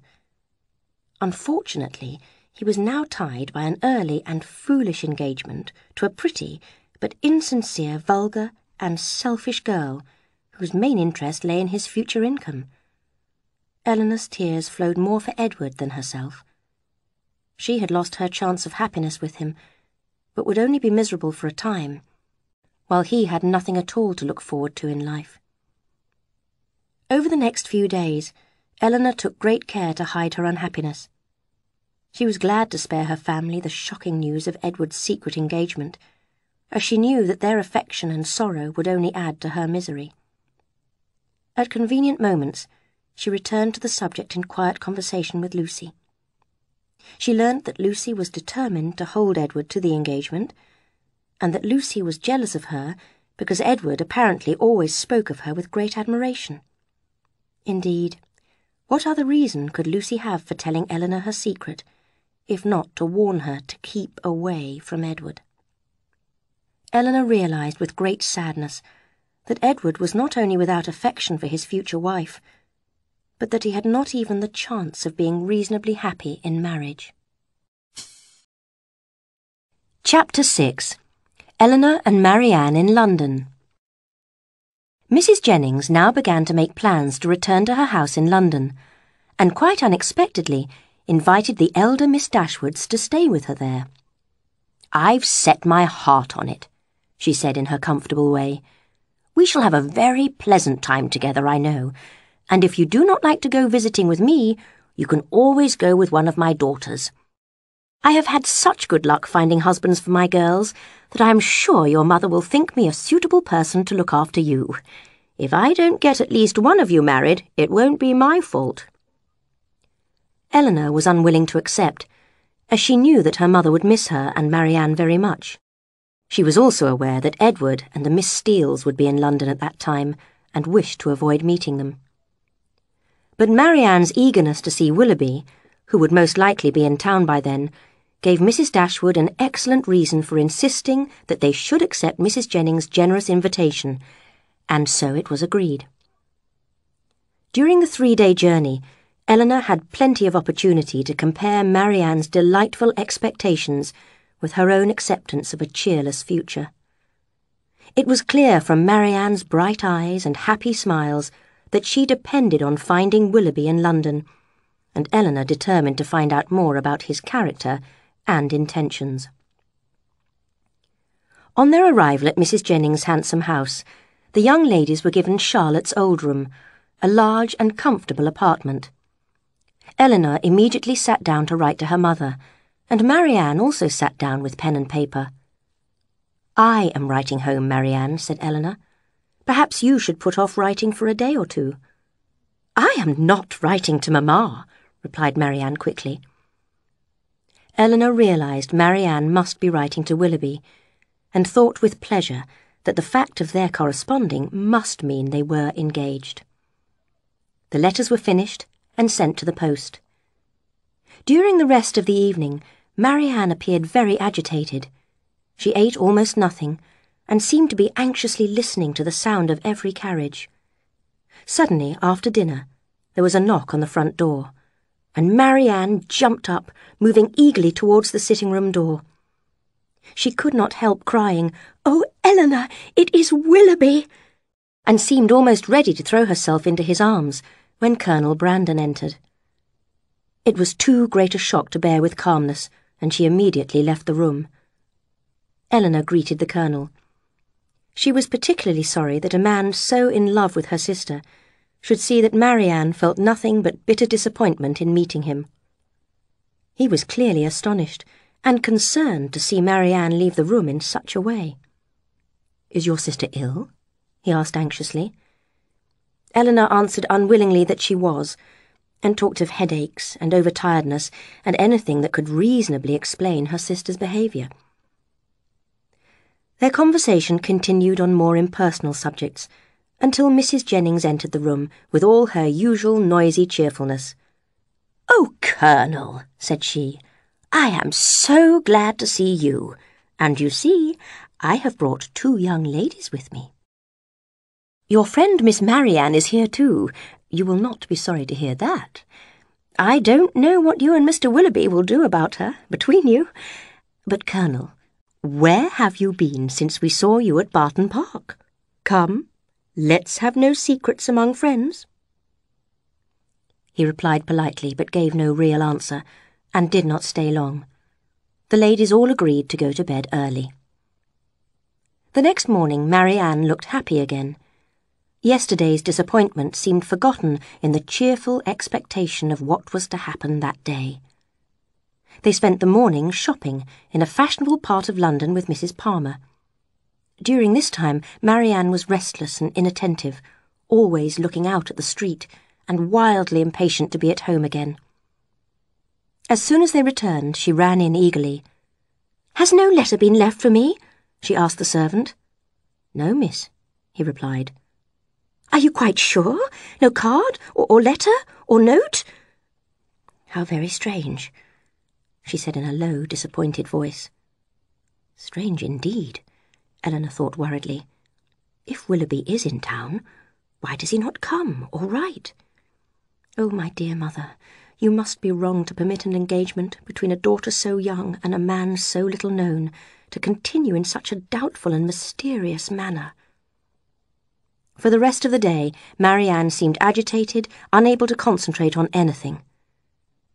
When they met at breakfast the next morning, Mrs. Jennings said, "If this sunny weather goes on much longer, Sir John will not want to leave Barton to come to London. It's a sad thing for a sportsman to lose a day's shooting." "That is true," cried Marianne, suddenly cheerful. "I had not thought of that. This fine weather will keep many sportsmen in the country, but now it is January, it cannot last. I expect we shall have frost soon, and then they will all come to town. Why, it may even freeze tonight."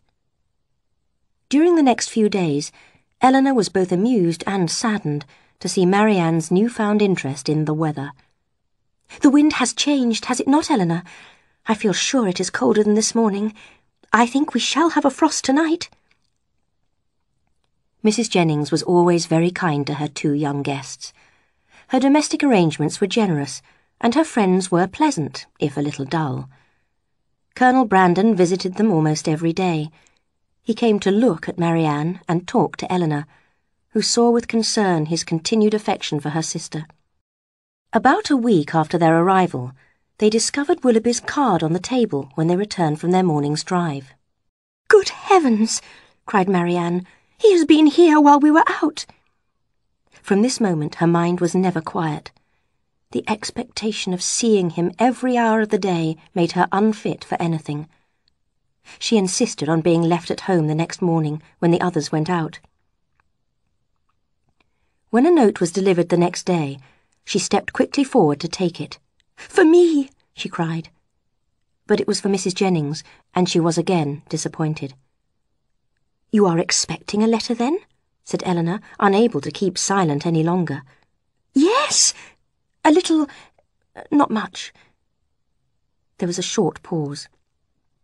"You have no confidence in me, Marianne?" "Elinor, how can you say that? You have confidence in no one." "Me?" replied Elinor in some confusion. "Indeed, Marianne, I have nothing to tell."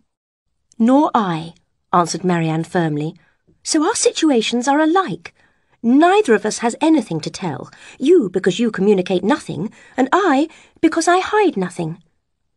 And Elinor, aware that she had promised not to tell Lucy Steele's secret, felt she could not demand greater openness from Marianne than she was herself ready to offer. The next evening was spent at a dance at Lady Middleton's London home. Once Marianne realised Willoughby was not present, she took no interest in any of the guests, and complained that she found dancing too tiring. But worse was yet to come. On their return, Mrs. Jennings told them that Willoughby had been invited, and expressed her surprise that he had not appeared.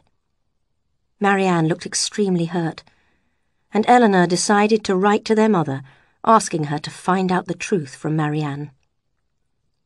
Elinor had only just finished her letter the next morning when Colonel Brandon arrived. Marianne, who hated visitors of any kind except one, left the room before he entered it, and Elinor found herself alone with him. He sat for a time without saying a word, and then asked her, in an agitated manner, whether he should congratulate her on gaining a brother-in-law. Elinor was not prepared for such a question, and asked him what he meant. He tried to smile as he continued, "Your sister's engagement to Mr. Willoughby is very generally known." "Her own family do not know it," Elinor answered. Surprised, he said, "I am so sorry. I fear you may think me impolite. I had not supposed any secrecy was intended, as they openly correspond. Just now, when the servant let me in, I saw an envelope in his hand with Mr. Willoughby's address on it in your sister's writing. I came to inquire, but I am afraid I know the answer. Is it impossible for me to... But I would have no chance of succeeding. Tell me, I beg you, that it is all arranged. Then I shall have no choice but to hide my feelings." I am not astonished to hear of their correspondence," replied Elinor, choosing her words carefully, "and I am well aware of the affection they have for each other, although they have not yet informed us of the details of their engagement." He listened silently. I wish your sister all imaginable happiness, and I hope that Willoughby will try to deserve her," he said in a voice full of feeling, and then rose to leave. In the next few days, Willoughby neither came nor wrote. Marianne was losing hope, becoming depressed, and careless of her appearance. She took no pleasure in dressing for a party she and Elinor were to attend with Lady Middleton. When they arrived in the hot, crowded room, she sank into a chair, not even looking at the other guests. Elinor, however, saw Willoughby standing nearby, in conversation with a very elegant young lady. She turned to Marianne, who noticed him at that moment. Her whole face shone with sudden delight, and she would have run to him at once if her sister had not caught hold of her. "Good heavens!" Marianne cried. "He is there! Oh, why does he not look at me? Why cannot I speak to him?" "I beg you, be calm," said Elinor. "Try to hide your feelings." But this was impossible for Marianne. She sat there, her anxiety and impatience written clearly on her face. At last, Willoughby turned round and looked at them both. Marianne jumped up and held out her hand affectionately to him. He came closer and spoke to Elinor rather than her sister, asking in a hurried manner after Mrs. Dashwood. Marianne blushed deeply and cried, "What is the meaning of this, Willoughby? Will you not shake hands with me?" He could not avoid it then, but he held her hand only for a moment. "I did myself the honour of calling on you last week, when you were unfortunately not at home." "But have you not received my letters?" cried Marianne in the wildest anxiety. "There must be some terrible mistake. Tell me, Willoughby, I beg you, what is the matter?" He looked ashamed, but on catching the eye of the young lady with whom he had been talking, his expression seemed to harden. "Yes," he said, "I had the pleasure of receiving information of your arrival in town, which you were so good as to send me," and turned away to join his friend. Marianne, looking horribly white, was unable to stand, and Elinor helped her to a chair. Soon Willoughby was seen to leave the party, and as Marianne was clearly unwell, Elinor asked Lady Middleton to take them home. Nothing was said between the sisters, as Marianne was suffering too much to speak. Elinor now realised that for Willoughby the attachment was over, and she felt extreme distaste for his manner of ending it. Neither sister slept much that night, and it was still dark when Elinor was woken by the sound of agitated sobbing. She saw Marianne, only half-dressed, writing as fast as a constant flow of tears would permit her. "Marianne, may I ask—" said Elinor gently. "No, Elinor. Ask nothing. You will soon know all." This was said with a sort of desperate calmness, which lasted only as long as she spoke. It seemed probable that she was writing for the last time to Willoughby. The letter was given to a servant, to be delivered by hand, and the sisters went down to breakfast. Soon afterwards a letter arrived from Marianne, who went deathly pale and instantly ran out of the room. Mrs. Jennings laughed comfortably. "Is that a love letter from Willoughby? Well, well, I never saw a young woman so passionately in love in my life. I hope he won't keep her waiting much longer." Eager to know what Willoughby had written, Elinor hurried to their room. Marianne was lying on her bed, sobbing violently. Elinor took her sister's hand, kissed her affectionately several times, and burst into tears herself. Marianne, although unable to speak, seemed to feel her sister's loving sympathy, and silently gave her Willoughby's letter to read. "My dear Madam, I have just had the honour of receiving your letter, for which I thank you. I am concerned to find there was anything in my behaviour last night that you did not approve of, and I beg your forgiveness. I shall always remember my former visits to your family with the most grateful pleasure, but I hope I have never given anyone reason to think that I felt more for you than I ever expressed. You will accept that I could never have meant more when you understand that my affections have long been engaged, and it will not be many weeks before the lady and I are married. I obey your orders to return your letters, and the lock of hair which you so kindly offered me. Your obedient servant, John Willoughby. Elinor was horrified. She had expected a confession, explanations and reasons, but not expressed in a manner so far from every honourable and gentlemanly feeling. How could Willoughby have written a letter so cruel, so hurtful? It was a relief to her that Marianne had escaped any connection with such a man. She turned to her sister, who now felt able to speak. "Poor Elinor, how unhappy I make you. I only wish there were anything I could do which might be of comfort to you." "Oh, Elinor, I am so miserable," said Marianne, before her voice was completely lost in passionate and bitter sobbing. "Calm yourself, dear Marianne. Think of how much more you would have suffered if the discovery of his real character had come at the end of your engagement." "Engagement?" cried Marianne. "There has been no engagement. He has not made or broken any promise to me." "But he told you that he loved you?" "Yes. No, never absolutely. He never said it in so many words, but every day I read it in his eyes. I felt myself as firmly engaged as if lawyers had written the agreement for us." Unfortunately, he did not feel the same. "He did, Elinor. For weeks and weeks he did. This lock of hair which he says I offered him, he begged and begged me for it on his knees. And now, oh! Elinor was quite alarmed for her sister's health as the violence of her sobbing grew, but she managed to persuade her to take some medicine to calm her restless pain of mind and body. Kind Mrs. Jennings showed real concern when she visited the patient. She had heard that Marianne's rival was a Miss Grey, a young woman with £50,000 a year, and that Willoughby had seriously overspent on his carriages and horses and needed money urgently. Mrs. Jennings had no words hard enough to describe his behaviour. She was sincerely sorry she had joked so often about Marianne's attachment, but, with the return of her natural cheerfulness, hoped that it would all be for the best, because now Marianne could marry Colonel Brandon after all. Chapter 7. The Truth About Willoughby. The next day, Marianne felt just as miserable, and could talk about nothing but Willoughby. With affectionate words, Elinor encouraged her to talk about her feelings. Marianne was determined to avoid Mrs. Jennings' presence, however. "She cannot feel, Elinor," she cried. "Her kindness is not sympathy. She is only interested in me because she will enjoy telling her friends all the details of my sad situation."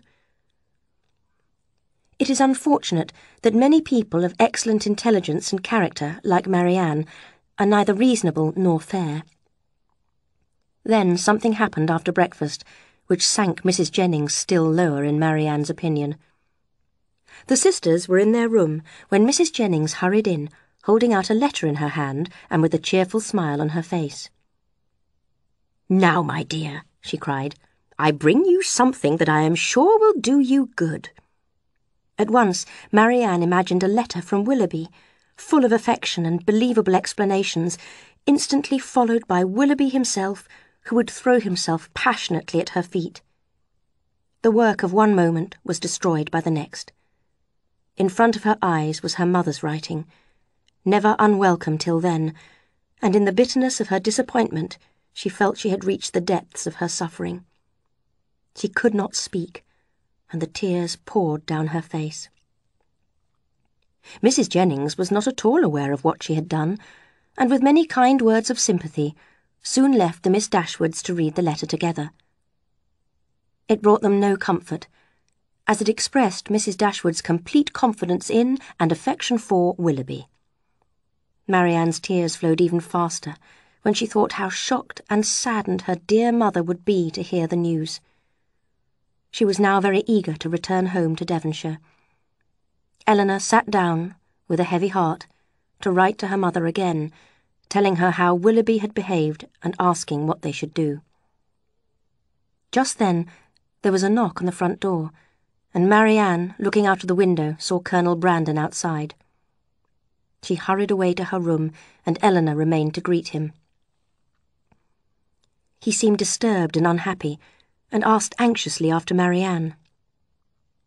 "I have come, hoping to find you alone," he said in some confusion, "because my only wish is to give comfort, no, not comfort, to support your sister in this difficult time. My feeling for her, for yourself, for your mother. Will you allow me to prove it by telling you some details of... If I did not consider it useful, I would not bother you." He stopped. "I understand you," said Elinor. "You have something to say about Mr. Willoughby that will open his character to us. Telling me would be the greatest proof of friendly feeling for Marianne. I beg you, let me hear it immediately." "I must tell you a little about myself first. Perhaps you remember, at Barton Park, when I mentioned a young lady I once knew. She was very like your sister, with an eager mind, a warm heart, and great sensibility. She was a distant cousin of mine, and from our earliest days we played together and loved each other. But at 17 she was married, against her wishes, to my brother. Just before the wedding, she and I planned to run away and get married secretly. But my father discovered the plan and sent me away to join the army. It was an extremely unhappy marriage. My brother did not love or respect her, and spent his time on pleasures most unsuitable for a husband. She was very young, had no friends or family to advise her. I had been sent abroad by then, and my brother's bad example was always with her. I cannot describe the shock I received when I heard, 2 years later, of her divorce." He could not speak for a moment, and when he saw Elinor's concern and sympathy, took her hand and kissed it gratefully. When I returned to England 3 years later, I began to search for her, but she was no longer with her first seducer, the man for whom she had left her marriage. There was every reason to fear she had left him only to sink deeper into a life of dishonour. After 6 months, however, I did find her, in a debtor's prison. She was so changed, so thin, so ill. She had only a short while to live, so I made sure she was properly looked after, and I was with her in her last moments." He stopped for a moment to control himself, then went on. "With a firmer mind and a happier marriage, she could have been everything you will live to see in your sister. She left to my care her little girl Eliza, the child of her first seducer. I sent Eliza to school, and then put her in the care of a very respectable woman living in the country. She is now 17. Imagine my horror when she suddenly disappeared a year ago. For 8 long months I searched and found nothing. You can imagine what I thought and feared, and how I suffered." "Good heavens!" cried Elinor. "Could Willoughby—" "The first news of Eliza came in the letter I received at Barton Park, on the morning of our planned excursion to Whitwell. That was why I left so suddenly. Willoughby did not know that I was called away to help someone he had made poor and miserable. But if he had known, would he have cared? No. He had done what no man of feeling would do. He had left the girl whose innocence he had seduced. Left her with no home, no friends, and no money." "This is beyond everything," cried Elinor. "Now you understand what he is like. Imagine what I have felt all these weeks, knowing his character, and seeing your sister as fond of him as ever. Who can tell what his intentions were towards your sister? One day she will doubtless feel grateful, when she compares her situation with that of my poor Eliza. At least there is no dishonour in your sister's suffering, and every friend of hers must feel concern for her unhappiness and respect for her bravery in bearing it." Elinor thanked the Colonel warmly for his kind words. "Have you," she continued, "seen Willoughby since you left Barton?" "Yes, once. he replied seriously. As Eliza had confessed to me the name of her seducer, I accused him of dishonourable behaviour and challenged him to a duel. We met by appointment, but both of us returned unwounded. And my poor Eliza has had the child she was expecting, and now remains in the country. After this the Colonel left, and Elinor very soon passed on the details of the conversation to her sister. The effect was not quite what she had hoped. Marianne listened attentively, and appeared to accept Willoughby's guilt. She no longer avoided the Colonel when he came to the house, and talked to him in a gentle, pitying voice. But she seemed even more depressed, now that Willoughby's good character had been lost, as well as his heart. Mrs. Dashwood's letter of reply arrived next day. Her disappointment was almost more painful than Marianne's, and her anger even greater than Elinor's. But she advised them not to shorten their stay with Mrs. Jennings, which had been expected to last 5 or 6 weeks, as a speedy return to Barton would only remind Marianne of former happy times with Willoughby. She also hoped that Elinor would see more of the Ferrars family, who would soon be arriving in London. Sir John, Mrs. Jennings, and Mrs. Palmer all spoke forcefully about Willoughby, and determined to have nothing to do with him ever again. They talked so much about him, however, that it was a happy relief to Elinor when Lady Middleton showed only calm and polite unconcern. Whenever the subject was discussed, she would say gently, "It is very shocking indeed." But privately she was already planning to visit Mrs. Willoughby, who would be a woman of elegance and fortune. Mrs. Jennings was disappointed to see that the Colonel did not look more cheerful now that he no longer had a rival for Marianne. There seemed to be a better understanding between the elder Miss Dashwood and the Colonel, and Mrs. Jennings, who had quite forgotten Edward Ferrars, began to think that Elinor would become Mrs. Brandon. A fortnight after Willoughby's letter had arrived, Elinor had the painful duty of informing Marianne that he was married. Marianne received the news bravely at first and said nothing, but the tears came later, as wildly and as passionately as before. About this time, Elinor was sorry to see the Miss Steeles arrive in London, as their presence always gave her pain. Lucy pretended to feel great delight in finding them in town, and Elinor had to use all her self-control to answer politely. A pleasanter meeting took place a little later, when their brother, John Dashwood, came to visit them at Mrs. Jennings. He inquired after their health and their mother's, and was introduced to Colonel Brandon, who happened to be there. As it was a fine day, he asked Elinor to take a short walk with him. As soon as they were out of the house, his questions began. "Who is Colonel Brandon? Is he a man of fortune?" "Yes, he has a large house with some land, and I believe about £2,000 a year." "I think, Elinor, I will soon be congratulating you on making a very respectable marriage. He seems most gentlemanly, and he likes you, I'm sure of it." "He has not the smallest wish to marry me." "You are wrong, Elinor. A very little effort on your side will catch him. Some of those little encouragements, which ladies can so easily give, will fix him, in spite of the smallness of your fortune. You should try for him. How amusing if Fanny had a brother and I had a sister marrying at the same time." "Is Mr. Edward Ferrars," Elinor said calmly, "going to marry?"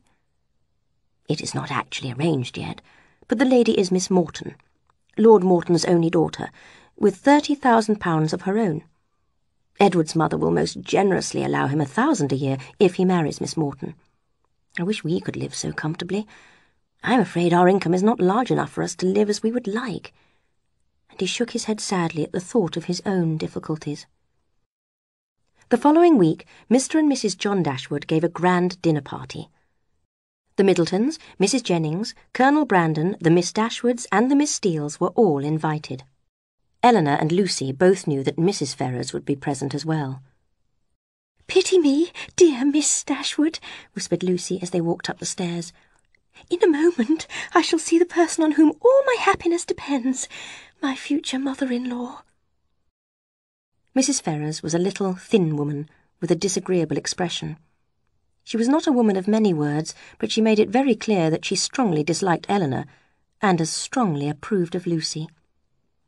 If she knew Lucy's secret, thought Elinor, amused. How she would hate her. She felt almost relieved that she could not now hope to become Edward's wife with such a mother-in-law.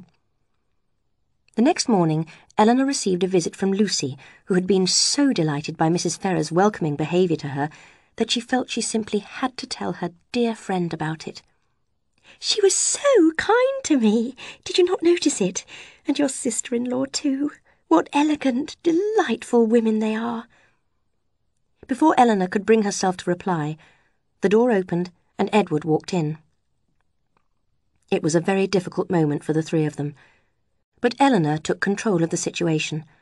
Anxious to show that nothing was wrong, she welcomed him in her usual way. Lucy kept silent, watching Elinor narrowly out of the corner of her eye, while Edward did not know what to say in his confusion and could not keep the conversation going. Soon Elinor decided bravely to leave the engaged couple alone for a while and went to fetch Marianne. Rushing delightedly into the room, Marianne cried, "Dear Edward, this is a moment of great happiness," and looked lovingly at him and her sister. There was a short silence. "My dear Edward," Marianne continued, "why did you not come last night to your sister's dinner party? We were all there." "I had an appointment somewhere else." "An appointment? But was that so important when such friends wanted to see you?" "Perhaps, Miss Marianne," said Lucy smoothly, "you think young men never keep their appointments or their promises." Elinor was very angry, but Marianne just answered, "No, I trust Edward. He is the most thoughtful, unselfish person I have ever met. He would never knowingly hurt anyone, I know." This praise was so unacceptable to Edward that he very soon got up to leave, and Elinor had every reason to expect that this painful meeting would not be repeated.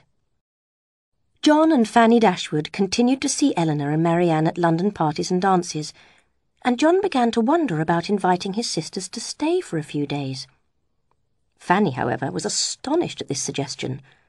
"My love, I would ask them with all my heart if it was possible, but I had just decided to ask the Miss Steeles to stay with us. We can ask your sisters some other year, you know." Mr. Dashwood agreed at once, and Fanny, delighting in her escape and proud of her quick thinking, wrote to invite Lucy and her sister. This made Lucy really happy.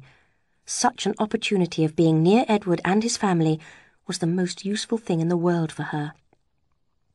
And when the invitation was shown to Elinor, she began for the first time to share Lucy's expectations and prepared herself to hear officially of the engagement. Chapter 8. Edward's Engagement. Mrs. Jennings was very busy at this time, as her daughter Charlotte had just had a baby and was clearly in need of a fond mother's advice.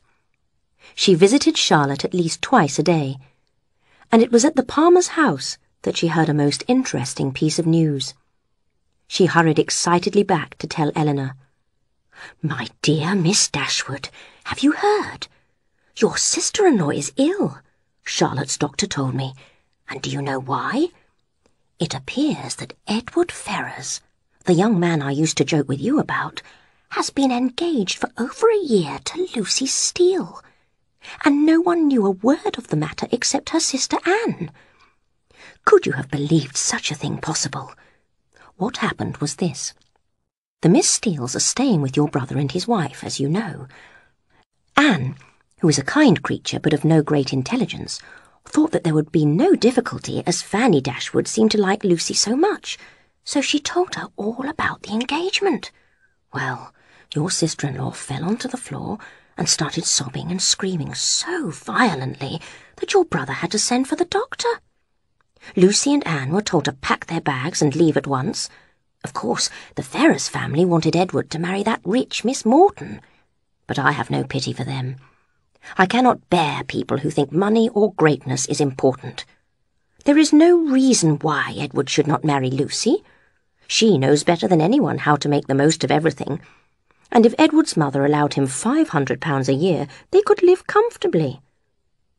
Mrs. Jennings, to Elinor's relief, no longer suspected her of having any interest in Edward, but she could talk of nothing else.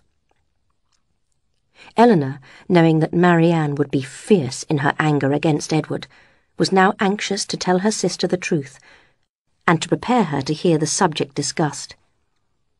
Marianne listened to Elinor's story with horror, and cried without stopping. For some time, Edward seemed a second Willoughby to her. She could not understand his behaviour, or accept that he could feel affection for such a person as Lucy. "How long have you known this, Elinor?" she asked. 4 months. Lucy told me of her engagement at Barton, and I promised to keep it secret. "What? All the time you were looking after me in my misery, this has been on your heart. How could you bear it?" "By feeling that I was doing my duty. I had to keep Lucy's secret, and I did not want to worry my family and friends." 4 months! And yet you loved him. "Yes, but I loved my family too, and I was glad to spare them the sorrow of knowing how I felt. Now I no longer feel unhappy. I do not consider Edward has behaved badly in any way, and I wish him every happiness. He will always do his duty, and Lucy does not lack sense. They will marry, and time will teach him to forget that he ever thought another woman better than her." "If such is your way of thinking, your self-control is perhaps a little less to be wondered at. I understand it better." "I know you do not suppose I have ever felt much, but Marianne, for 4 months I have had all this on my mind, and been unable to speak of it to a single creature. I was told about it by the person whose early engagement destroyed my hopes of happiness. She saw me as a rival, and was delighted to see me defeated. I have had to listen to her talking about Edward again and again. I have had to pretend to show no interest in him. I have had to bear the unkindness of his sister and the rudeness of his mother, without enjoying any of the advantages of an attachment to him. I know now that I shall be divided from Edward forever. If you can ever think me capable of feeling Marianne, surely you may suppose that I have suffered now." These words went straight to Marianne's heart. "Oh, Elinor," she cried, "you have made me hate myself forever. How unkind I have been to you, you who have been my only comfort." And the two sisters fell sobbing into each other's arms. Marianne was so sorry she had misjudged her sister that she promised to do anything Elinor wanted. To discuss the engagement in public without bitterness, to meet Lucy without showing any dislike, and even to talk to Edward himself, if chance brought them together, with her usual friendliness. The next morning brought a test of her self-control, when John Dashwood came to visit Mrs. Jennings and his sisters. "You have heard, I suppose," said he with a most serious expression, "of our very shocking discovery yesterday." Silently, they all showed that they had. It seemed too awful a moment to speak. "Your sister-in-law," he continued, "has suffered terribly. So too has Mrs. Ferrars, but I would not alarm you too greatly. The doctor says Fanny is strong, and will get better in time. She says she will never think well of anybody again, and I cannot wonder at it, as she was so deceived. How ungrateful those young women were, after she had shown them so much kindness. I wish with all my heart, says poor Fanny in her affectionate way, that we had invited your sisters instead of them." Here he stopped to be thanked, then continued. "What poor Mrs. Ferrars suffered cannot be described.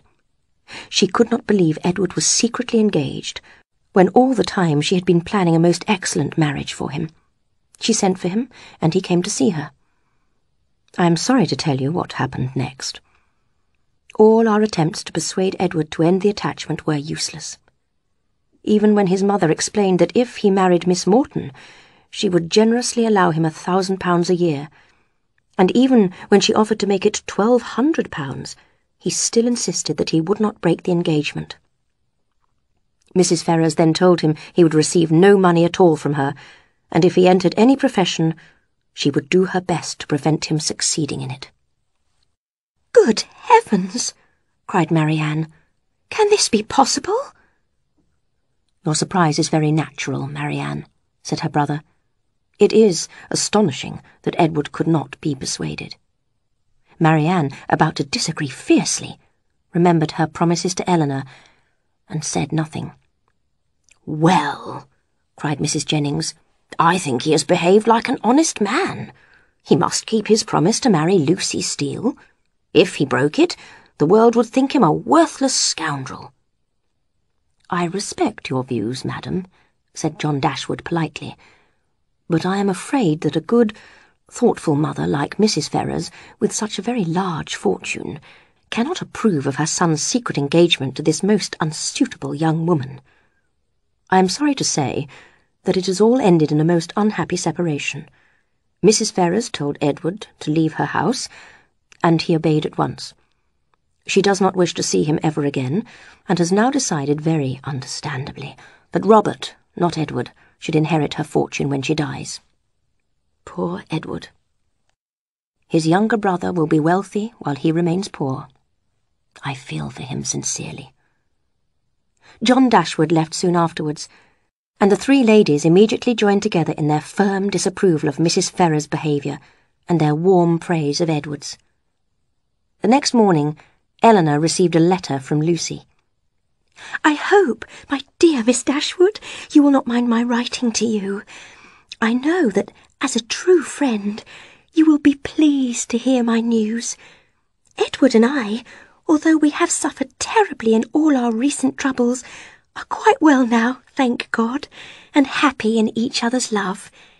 We are very grateful to our friends, yourself not the least among them, for helping us through our many difficulties. I shall always remember your great kindness, and so will Edward. I am sure you will be glad to hear that I spent 2 happy hours with him yesterday. I offered him his freedom, and was ready to consider our engagement at an end, if that was what he wanted. But he would not hear of it, and said he did not care about his mother's anger, as long as he had my affections. Life will not be easy for us, it is true, but we must wait and hope for the best. He will enter the church soon, and if you ever have the opportunity to recommend him to anybody who can give him a living, I am sure you will not forget us. And dear Mrs. Jennings, too. I hope she will say a good word for us to any friend who may be able to help us. I beg you to remember me to her most gratefully and respectfully, and to Sir John and Lady Middleton, and the dear children, and give my love to Miss Marianne. Yours truly, Lucy Steele." Elinor felt sure that Lucy wanted the letter to be seen by Mrs. Jennings, and showed it to her immediately. Mrs. Jennings was full of praise for Lucy's warm heart. "How prettily she writes," she said. "She calls me dear Mrs. Jennings, you see. I wish I could get him a living with all my heart." The Miss Dashwoods had now been in London for more than 2 months, and Marianne was becoming more and more impatient to go home. She missed the air, the freedom, the quiet of the country. Elinor, although almost as anxious to leave as her sister, was aware of the difficulties of a long journey. This problem appeared to be solved when the Palmers invited Mrs. Jennings and the Miss Dashwoods to their home in Somerset, only a day's journey away from Barton. They planned to travel there at the end of March. The invitation was gladly accepted. Elinor and Marianne would stay a week with the Palmers, and then continue their journey to Barton. Soon after this arrangement had been made, Colonel Brandon called at Mrs. Jennings' house and was told the news. "My dear Colonel, I do not know what you and I will do without the Miss Dashwoods," said Mrs. Jennings. "How lonely and dull we shall be." She hoped these words, and the sad picture they painted, would persuade him to make the offer of marriage which might prevent any loneliness or dullness in the future, and with delight she saw that her plan had succeeded. When Elinor moved to a quiet corner of the room, Colonel Brandon joined her there, and talked very seriously to her for several minutes.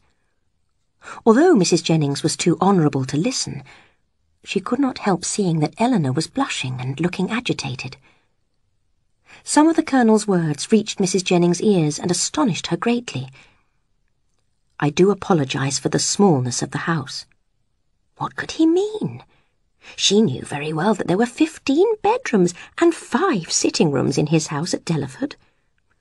"I am afraid it cannot happen soon." What an unlover-like thing to say! There could be no reason at all to delay their marriage. In fact, the Colonel was talking on a quite different subject. He had heard of Edward's difficulties, and knowing him to be a friend of Elinor's, wished to help the young man. A living at Delaford had just become vacant, and the Colonel was asking Elinor to offer it to Edward. At least it would be a start for Mr. Ferrars. The vicar's duties there are light, and there is a cottage that goes with the post, although I do apologise for the smallness of the house.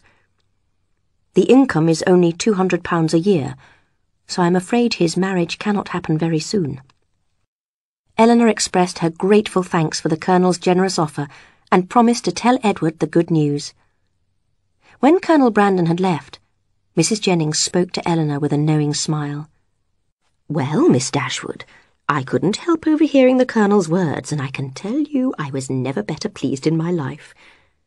"Yes," said Elinor, "it is a matter of great happiness to me, but I was so surprised when he spoke to me about it." "My dear, I am not in the least astonished by it. I wish you every happiness, and if I want to see a happy couple, I know where to look for them in the future." "At Delaford, I suppose," said Elinor with a smile. "That's right, my dear, and I can tell you you won't find the house small. Now I must go out, but we'll continue our conversation later. I'm sure you want to tell your sister about it." "Certainly, madam, but I shall not mention it to anyone else at present." "Oh," said Mrs. Jennings, disappointed. "Then you would prefer me not to tell Charlotte, or Sir John, or Lucy?" "Yes, madam, if you don't mind. I must speak to Mr. Ferrars first to arrange matters with him."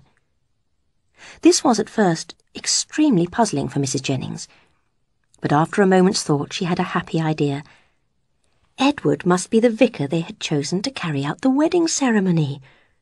She hurried excitedly off on her morning visits, aware of the important secret that she was not allowed to tell.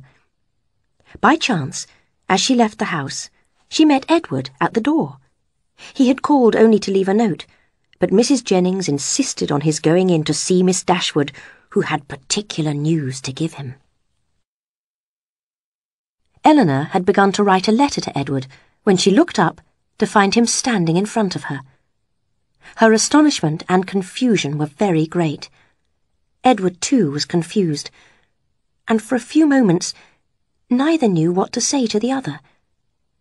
At last, however, the Colonel's offer was made, and Edward, although astonished at this kindness from a stranger, was deeply grateful for the opportunity. He soon realised that he owed more than he could express to Elinor, and also began to suspect that the Colonel might have a particular reason for wishing to help any friend of hers. There was sadness in his eyes as he rose to say goodbye. "When I see him again," said Elinor to herself as the door shut behind him, "I shall see him, the husband of Lucy." When Mrs. Jennings returned, she was eager to find out more. "Well, my dear, and how soon will the young man be ready?" "In 2 or 3 months, I imagine," replied Elinor. 2 or 3 months? My dear, how calmly you talk. Can the Colonel wait so long? I know you wish to do a kindness to Mr. Ferrars, but could you not find someone who is already a vicar?" "My dear madam, what can you be thinking of? The Colonel's only intention is to be of use to Mr. Ferrars." "Good heavens, my dear! Surely you do not mean that the Colonel only marries you in order to give £10 to Mr. Ferrars as his vicar's fee for the ceremony?" The confusion could not continue after this, and there was much amusement as Elinor explained.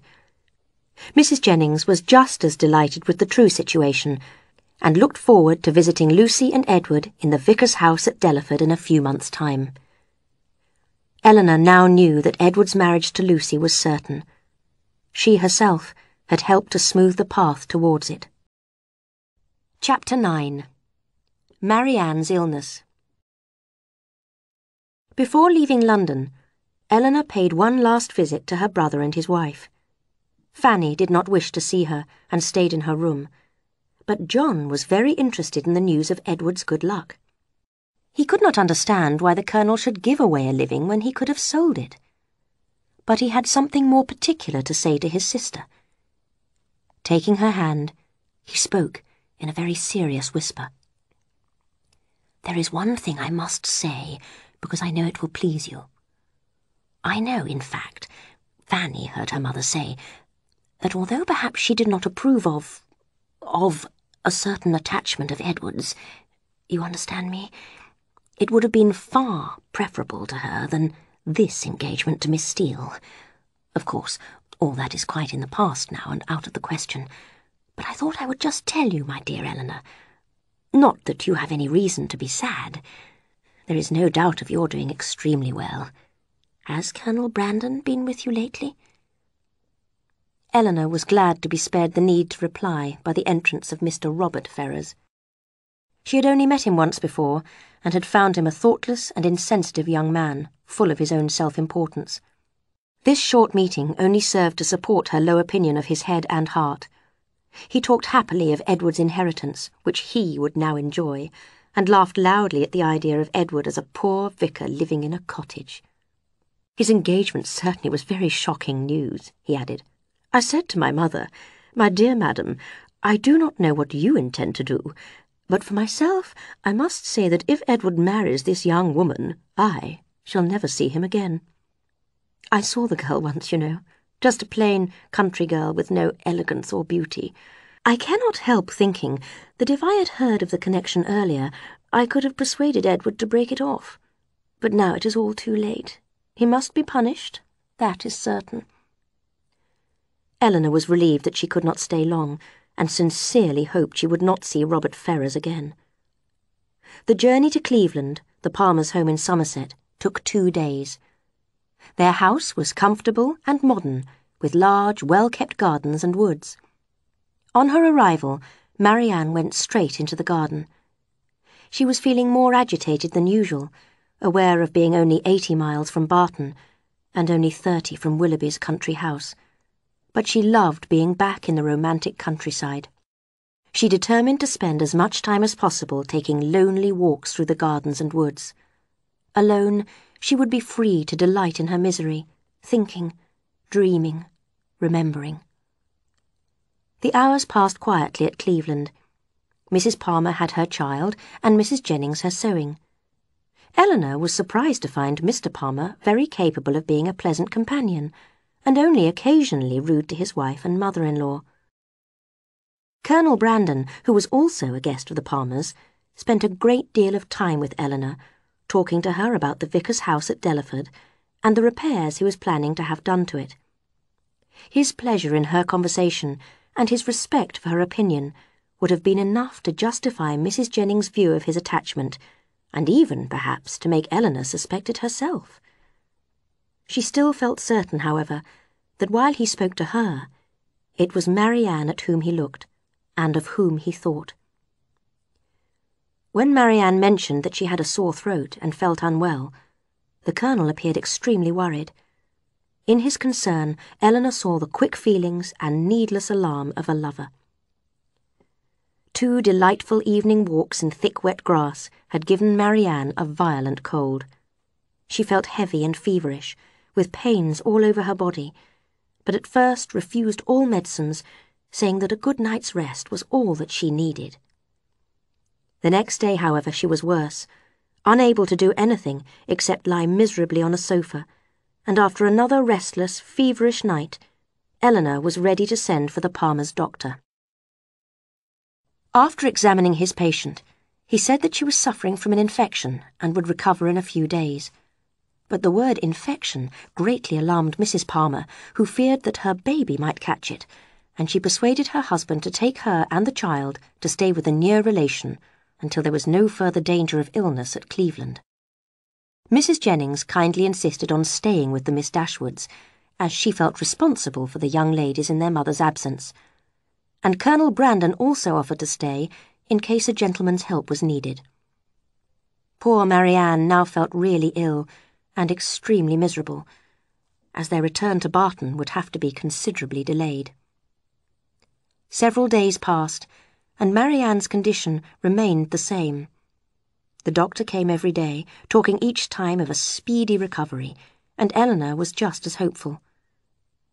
In her letters home, she had not told her mother of the seriousness of Marianne's illness, and now congratulated herself on not alarming Mrs. Dashwood unnecessarily. But that evening, Marianne became restless again, and Elinor stayed beside her bed, watching her turning feverishly from side to side. Suddenly Marianne sat up and cried wildly, "Is Mamma coming?" "Not yet," replied Elinor, hiding her terror and helping her sister to lie down again. "It is a long way from Barton." "But she must come soon," cried Marianne desperately. "I shall never see her again if she does not come soon." Elinor was so alarmed that she sent for the doctor at once, and decided to send a messenger to Barton to fetch her mother. She spoke immediately to Colonel Brandon, who, although greatly depressed and fearing the worst, was ready to help in any way, and offered to drive to Barton himself. How grateful Elinor was for the comfort of such a friend as the Colonel at that moment. Not a second was lost in delay of any kind, and the Colonel drove off into the night, leaving Elinor to watch over her sister. Both sisters suffered greatly during that night, Marianne in her sleepless pain and fever, and Elinor in cruel anxiety that her mother would arrive too late to see her dear child alive. When the doctor came, he had to confess that his medicines had failed and that the infection was stronger than ever. Elinor was calm, except when she thought of her mother, but she was almost without hope. She stayed by her sister's bed all morning, her thoughts confused and sorrowful. But at midday she began to see signs of the fever going down. Cautiously she told herself not to hope, but soon it seemed almost certain. And on the doctor's next visit, he was able to congratulate her on Marianne's slow but sure recovery.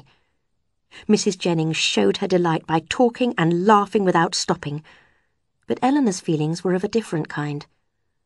Her relief and happiness were strong, but silent. That evening, Marianne fell into a quiet, comfortable sleep, and Elinor knew that at last she was out of danger. Her thoughts now began to turn to her mother's arrival, which was expected at any moment. Mrs. Jennings persuaded her to leave Marianne's bedside for a few minutes to drink some tea, but Elinor soon returned to sit by her sleeping sister and wait for the travellers from Barton. The night was cold and stormy, but as long as Marianne slept peacefully, Elinor did not mind the beating of the rain on the windows or the noise of the wind blowing round the house. At 8 o'clock, she heard a carriage drive up to the front door. Knowing what her poor mother must be feeling, Elinor found it impossible to be calm and hurried downstairs. She rushed into the sitting-room and saw Willoughby. With a look of horror, she stepped backwards and was about to leave the room, when he said rapidly, "Miss Dashwood, I beg you to stay. I have something I must tell you." Elinor was astonished. "To tell me?" "Well, sir, if you must. But be quick, I have no time to spare." "Tell me first, is your sister really out of danger?" "We hope she is," replied Elinor coldly. "Thank God! I heard she was ill, and I have driven all day to get here. I have come to offer some kind of explanation, to show you that I have not always been a scoundrel, and to receive something like forgiveness from your sister." "Marianne has already forgiven you." "Has she?" he cried eagerly. "But listen, I must explain. When I first met your family, I had no other intention than to pass the time pleasantly while in Devonshire. My income was never large, and my debts are always very great, so I was planning to attach myself to a woman of fortune. But I soon found myself sincerely fond of your sister, and the happiest hours of my life were spent with her. I allowed myself, most wrongly, to put off asking her to marry me. At last I determined to speak of marriage, but unfortunately my relation, Mrs. Smith, had just discovered a connection. He reddened and looked away. But you have probably heard the whole story from Colonel Brandon. I have, replied Elinor, also blushing, and I cannot see how you will explain away your part in that terrible business. No, I know I was at fault, cried Willoughby, but I must ask you to believe that I had no idea Eliza was in such need.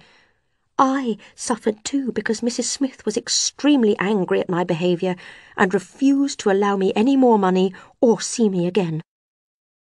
I knew that if I married Marianne I would be poor, and I couldn't bear the thought of that. So I came to Barton Cottage to say goodbye to her. How happy I had been the day before, ready to become engaged to her, and how miserable I was when I saw her sorrow and deep disappointment. Oh, God, what a hard-hearted scoundrel I was. There was a short silence, while Willoughby recovered his self-control, and Elinor's heart softened a little towards him.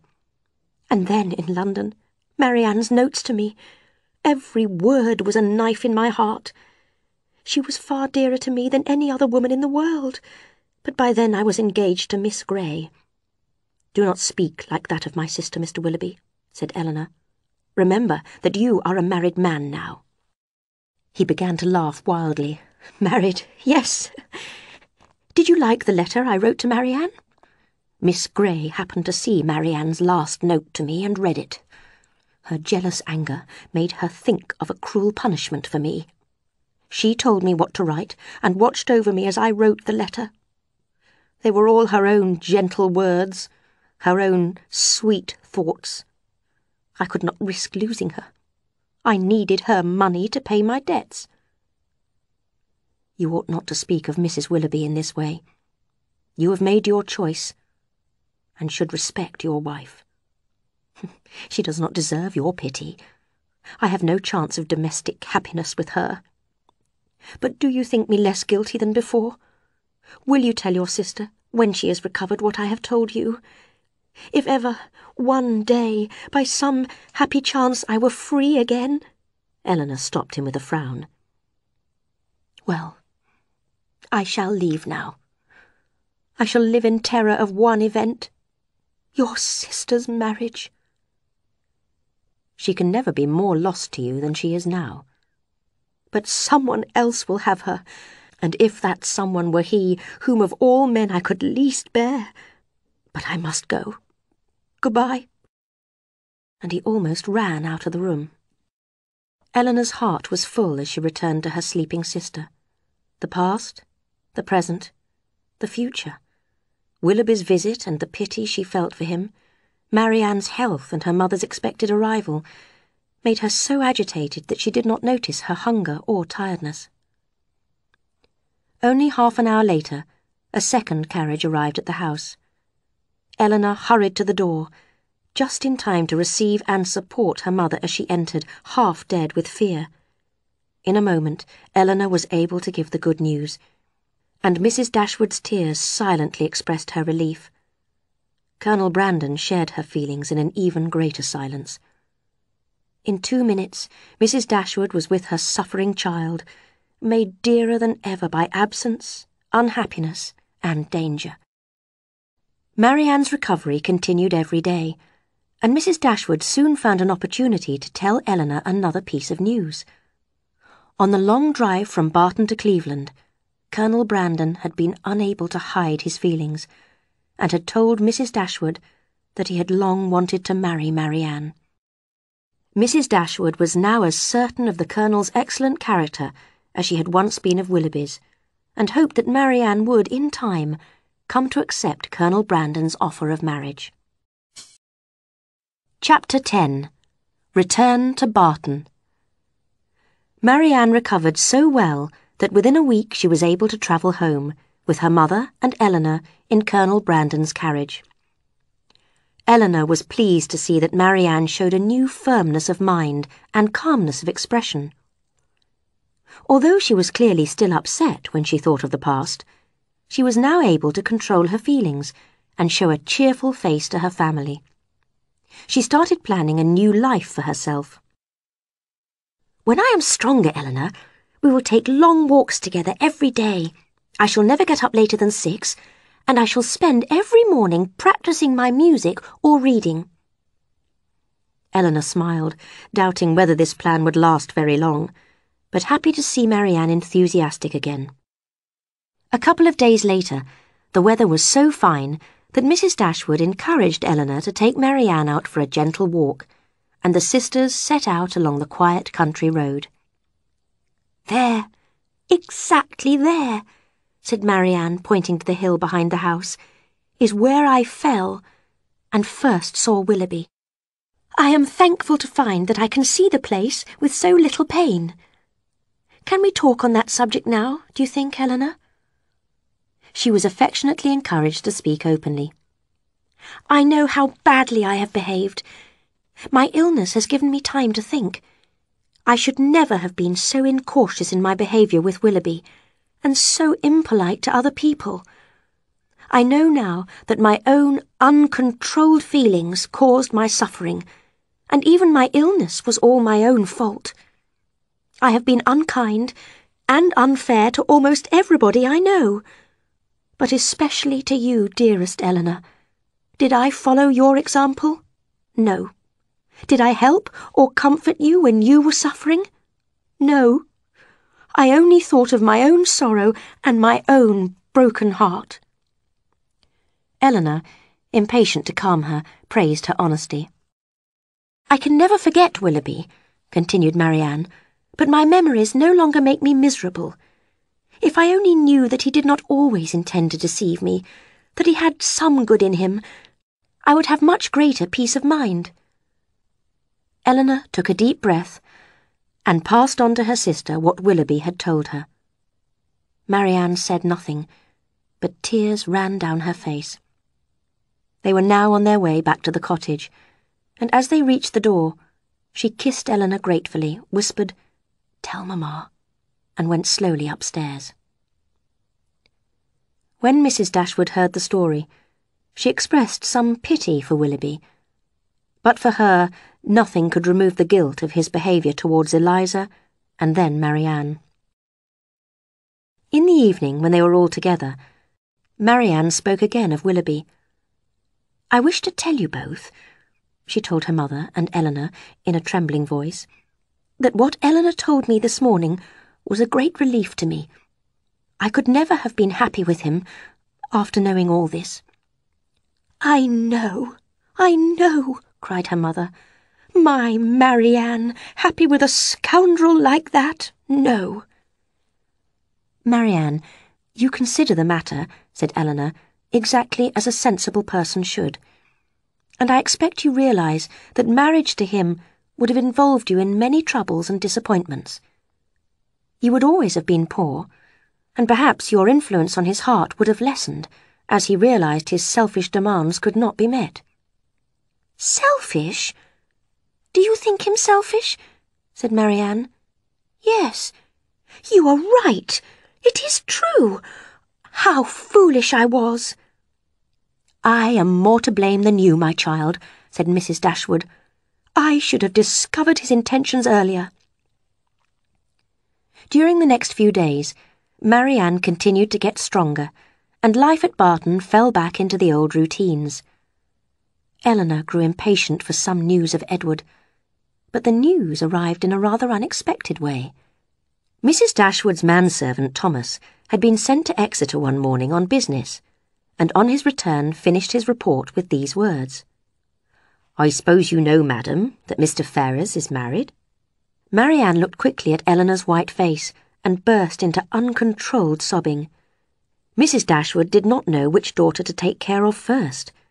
She and Margaret led Marianne to another room, and then Mrs. Dashwood hurried back to Elinor, who, although clearly upset, had been able to start questioning Thomas. At once, Mrs. Dashwood took that trouble upon herself. "Who told you that Mr. Ferrers was married, Thomas?" "I saw him myself, madam, with his lady, Miss Steele, as her name was then. Miss Steele called to me from a carriage and asked after the young lady's health. Then she smiled and said she had changed her name since she was last in Devon. Was Mr. Ferrers in the carriage with her? Yes, madam. He was sitting next to her, but I didn't see his face, and Mr. Ferrers isn't a gentleman for talking much. Did Mrs. Ferrers look well? Yes, madam, very well and extremely happy. Thomas was then sent away, and Elinor and her mother sat in thoughtful silence. Mrs. Dashwood now realised that Elinor had hidden her feelings for Edward in order to spare her mother any unhappiness. She felt guilty that Marianne's suffering had taken up so much of her time, when her eldest daughter was probably just as much in need of her care and attention. Elinor herself was extremely miserable. She had always had a secret hope that something might happen to prevent his marrying Lucy. But now he really was married, and she could not bear the thought of it. A few days later, a gentleman was seen riding up to their front door. At first, Elinor thought it must be Colonel Brandon, but it was not him. In fact, it looked just like Edward. She looked again. It was Edward. She moved away from the window and sat down. I will be calm. I must be calm. Her mother and sisters had recognised Edward too, but not a word was spoken, and they all waited in silence for their visitor to appear. He entered, looking pale, agitated, and afraid. Mrs. Dashwood greeted him kindly and wished him every happiness. He blushed and said something no one could hear. Elinor desperately began to talk about the weather. When she had finished expressing her extreme delight in the dryness of the season, a very awful pause took place. It was ended by Mrs. Dashwood, who felt it necessary to hope that Mrs. Ferrers was well. Edward replied hurriedly that she was. Another pause. "Is Mrs. Ferrers in Plymouth?" asked Elinor bravely. "Plymouth?" he said, surprised. "No, my mother is in London." "I meant," said Elinor, taking up her sewing from the table, "to ask about Mrs. Edward Ferrers." He blushed, looked puzzled, hesitated, then said, "Perhaps you mean my brother. You mean Mrs. Robert Ferrers." "Mrs. Robert Ferrers?" repeated Marianne and Mrs. Dashwood in the greatest astonishment. Elinor could not speak. "Yes," said Edward hurriedly. "You may not have heard that my brother is now married to Miss Lucy Steele." Elinor could sit there no longer. She ran out of the room, and as soon as the door was closed, burst into tears of happiness. Until then, Edward had avoided looking at her. Now he watched her hurry away and seemed to fall into a dream. At last, without saying a word, he got up, left the room, and walked out of the house. Great was the astonishment he left behind him. One thing, however, was certain. Edward was now free, and it was not hard to guess how he would use this freedom. Walking about in the fresh air made him feel brave enough to return, and when they all sat down to tea at 4 o'clock, Edward had won his lady, gained her mother's permission, and was the happiest man alive. His heart was now open to Elinor, with his weaknesses and mistakes confessed, and his boyish attachment to Lucy discussed with all the wise experience of a man of 24. "My engagement to Lucy certainly was foolish," said he, "but it would not have happened if my mother had allowed me to choose a profession. I had nothing to do, and no friends to advise me, so I imagined myself in love. When I met you, my dear Elinor, I realised at once how weak I had been." Elinor's mother and sisters were delighted. They could not love Edward enough, nor praise Elinor enough. And Elinor, how can her feelings be described? From the moment of learning that Edward was free, to the moment of his asking her to marry him, her mind was in a storm. But when all doubt was past, and she heard his voice expressing his deep love and affection for her, she knew her happiness was complete. Edward stayed at the cottage for a week, and one of the first subjects of discussion was, of course, Lucy's marriage. It appeared that Robert had visited her several times, trying to persuade her to set Edward free. Lucy had realized that it was now Robert, not Edward, who would inherit his mother's fortune. Being of similarly selfish character, they were attracted to each other and decided to get married with speed and secrecy. Edward's mother was naturally horrified by Robert's marriage. She did not greatly approve of Edward's engagement to Elinor either, but in the end was persuaded to accept it, and even, rather unwillingly, gave Edward £10,000. She had given the same to Fanny on her marriage.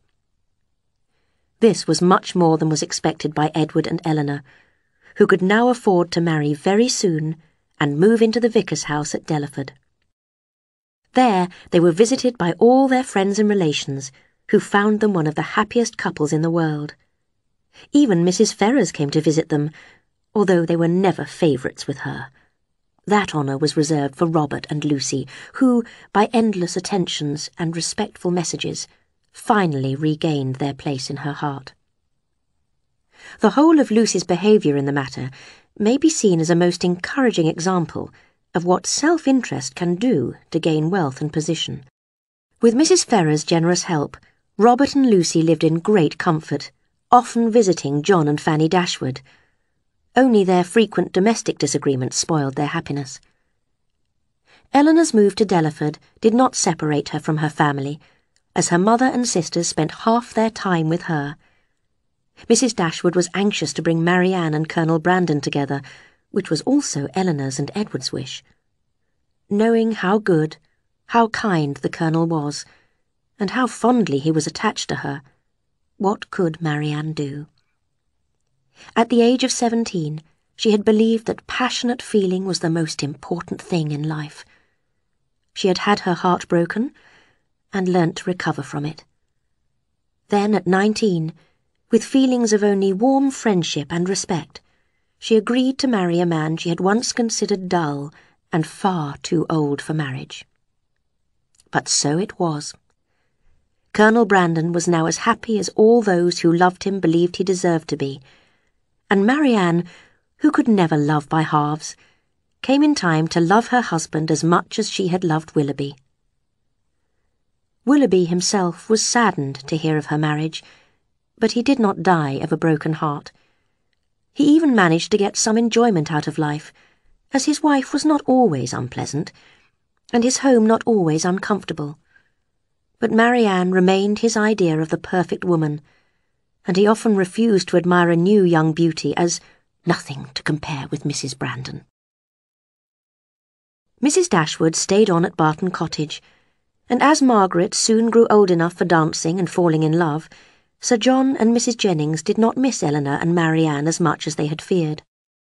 Barton and Delaford were connected by strong family affection, and there was constant communication between the two places. Elinor and Marianne lived in great happiness, loved and respected by their husbands, and almost within sight of each other. The passing of the years only served to bring them all closer together.